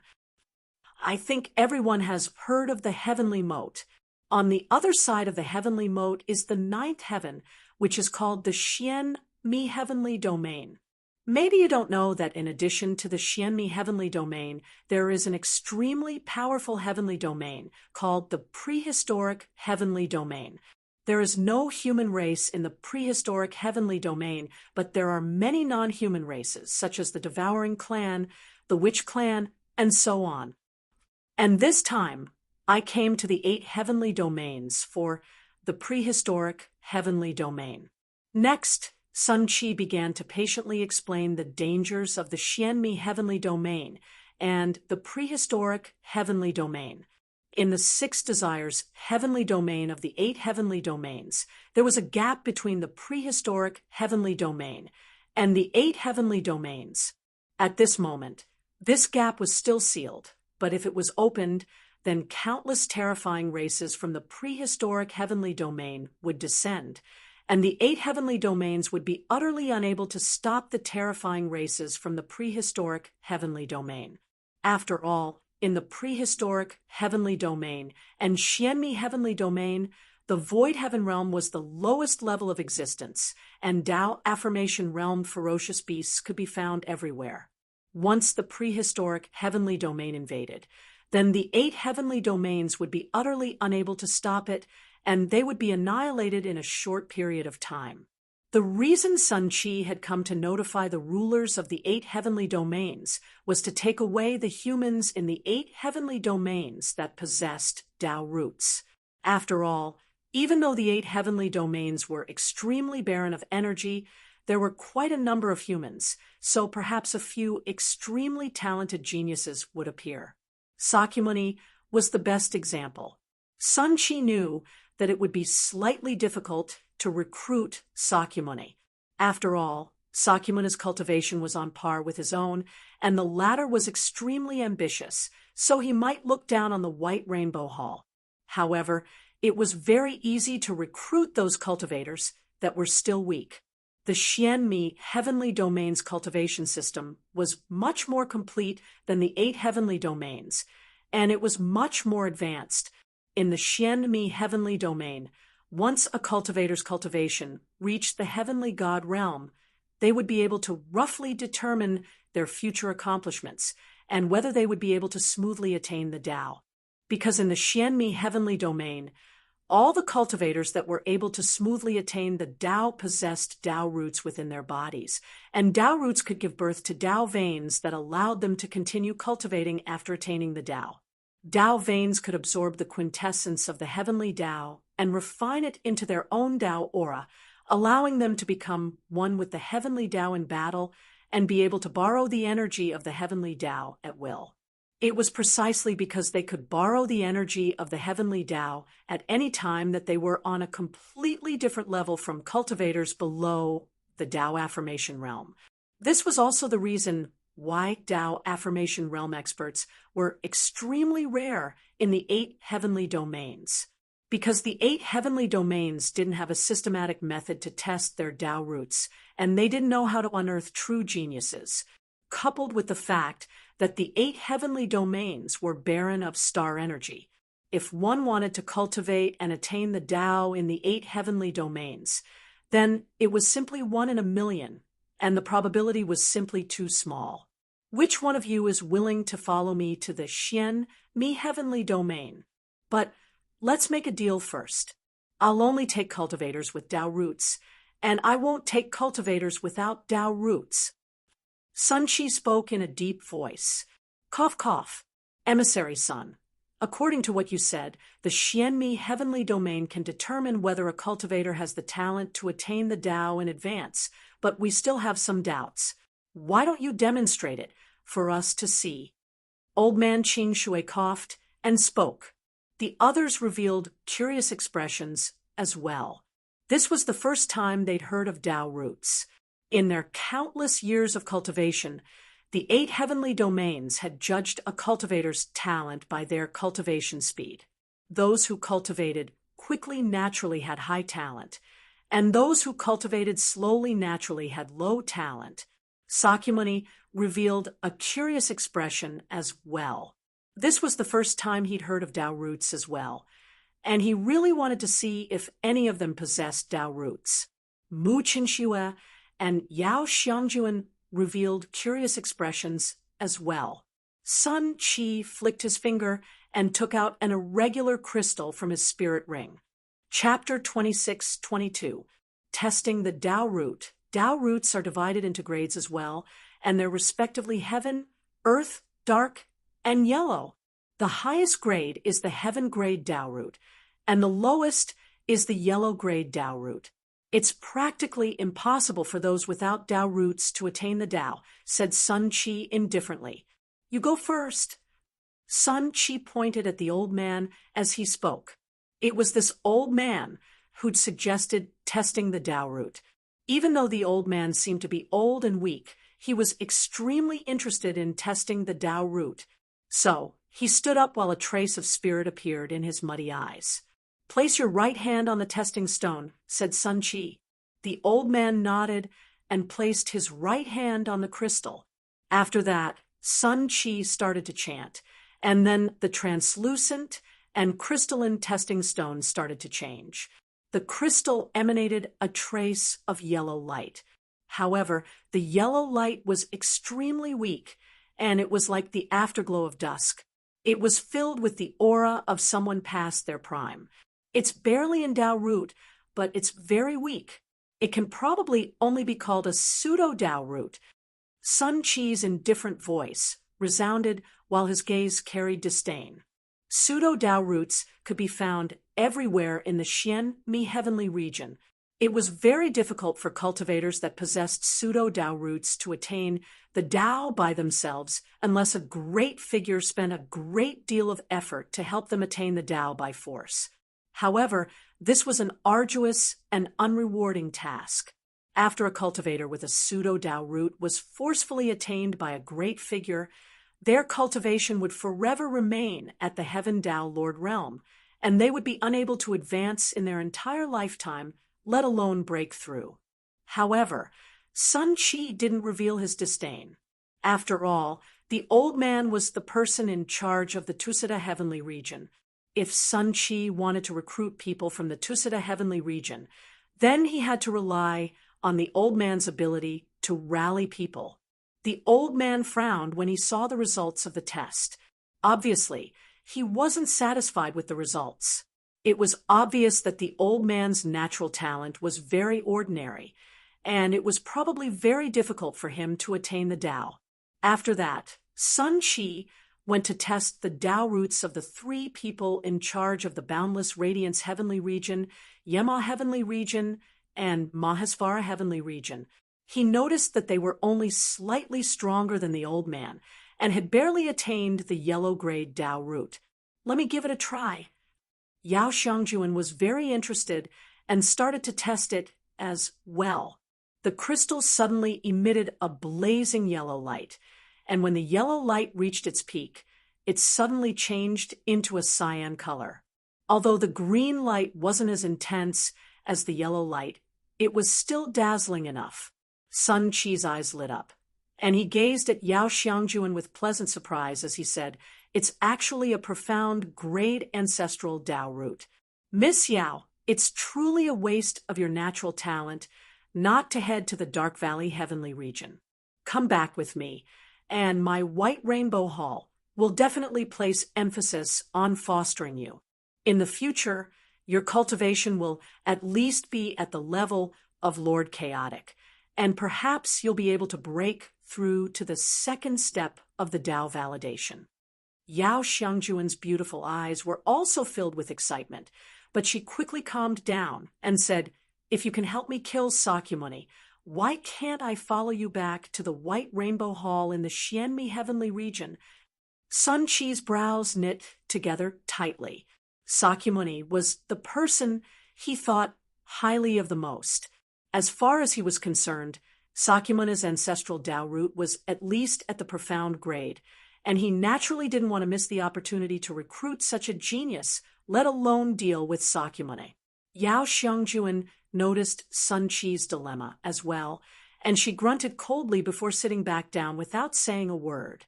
Sun Qi was slightly helpless, yet his gaze descended onto Mu Chenxue, and there was a different expression in the depths of his eyes. "Miss Mo, would you like to take the test as well?" asked Sun Qi. Mu Chenxue refused resolutely. "There's no need. I'm clearly aware of whether I possess a spirit vein or not." Sun Qi glanced deeply at Mu Chenxue, yet he didn't force her. He looked at Sakyamuni instead because amongst all of them, he was actually the one who looked forward to Sakyamuni's ancestral Dao root the most. "I'll take the test as well." Sakyamuni nodded, and then he walked over to Sun Qi and covered the crystal with his right palm. In just an instant, yellow light shot into the sky, and then the yellow light swiftly changed into green light. Moreover, the green light grew more and more dazzling, and it even surpassed the intensity of the green light Yao Xiangjuan emitted during her test. Sun Qi's eyes lit up, and then he noticed to his pleasant surprise that the bright light suddenly shot into the sky and slowly turned brown. Only when the color had completely turned brown did the light slowly recede. Sakyamuni frowned slightly. The crystal had only changed color 3 times, yet ancestral Dao roots had 4 grades. In other words, his ancestral Dao root could only be considered to be an earthly grade ancestral Dao root, and it hadn't attained the heavenly grade. However, Sun Qi was truly shocked. He hadn't expected that Sakyamuni's natural talent would be so formidable and actually possess an earthly grade ancestral Dao root. After all, earthly grade ancestral Dao roots were 100% capable of stepping into the second step of the Dao advancement, so long as one didn't perish on the way. "I must take this fellow into the White Rainbow Hall, no matter the cost."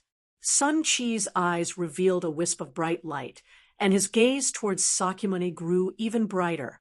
At the same time, there was a wisp of gloominess in his gaze. He was very clearly aware that he'd already occupied the initiative when he came to the 8 great heavens this time, and he was absolutely unwilling to let such a genius like Sakyamuni slip by. If Chun Shi was taken by another power, then it would absolutely be a huge loss to the White Rainbow Hall. He decided to invite Sakyamuni again. If Sakyamuni didn't know what was good for him, then he could only make a move and annihilate Sakyamuni. After all, annihilating such a genius with his own hands was better than falling into the hands of another power. Sakyamuni's perception was extremely acute, and he'd sensed Sun Qi's killing intent at the instant he revealed it. Sakyamuni thought for a moment and understood Sun Qi's thoughts at this moment. "Sakyamuni, so long as you agree to join the White Rainbow Hall, then I promise that you'll definitely become the successor of the White Rainbow Hall in the future.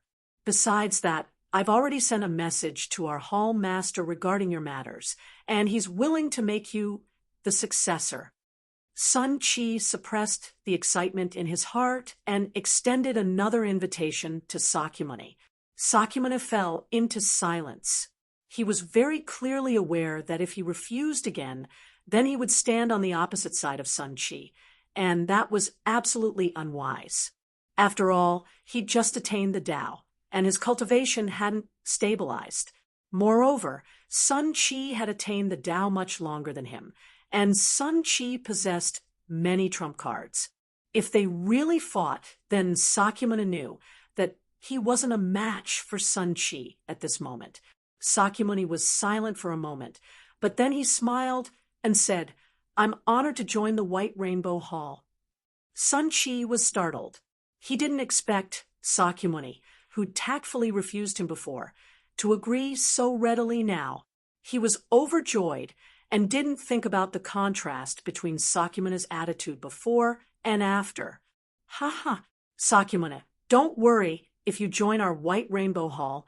We'll do our best to cultivate you in the future and help you step into the second step of Tao validation as soon as possible." Sun Chi laughed. Sakyamuni just nodded slightly, but then he looked at Mu Chinxue and Yao Xiangjuan and said with a smile, "Senior brother Sun, when the time comes, you're welcome to come to the Sakyamuni domain to recruit people, but before that, I may have to deal with some grievances." Sun Chi was startled, but he quickly recovered and looked at Mu Chinxue and Yao Xiangjuan and said with a smile, "Do you need my help?" Sakyamuni grinned and said, "There's no need to trouble senior brother Sun with such trivial matters." Yao Xiangjuan and Mu Chinxue's expressions changed drastically. They didn't expect such a thing to happen. Looking at Sun Chi's appearance, they were afraid that he was going to help Sakyamuni.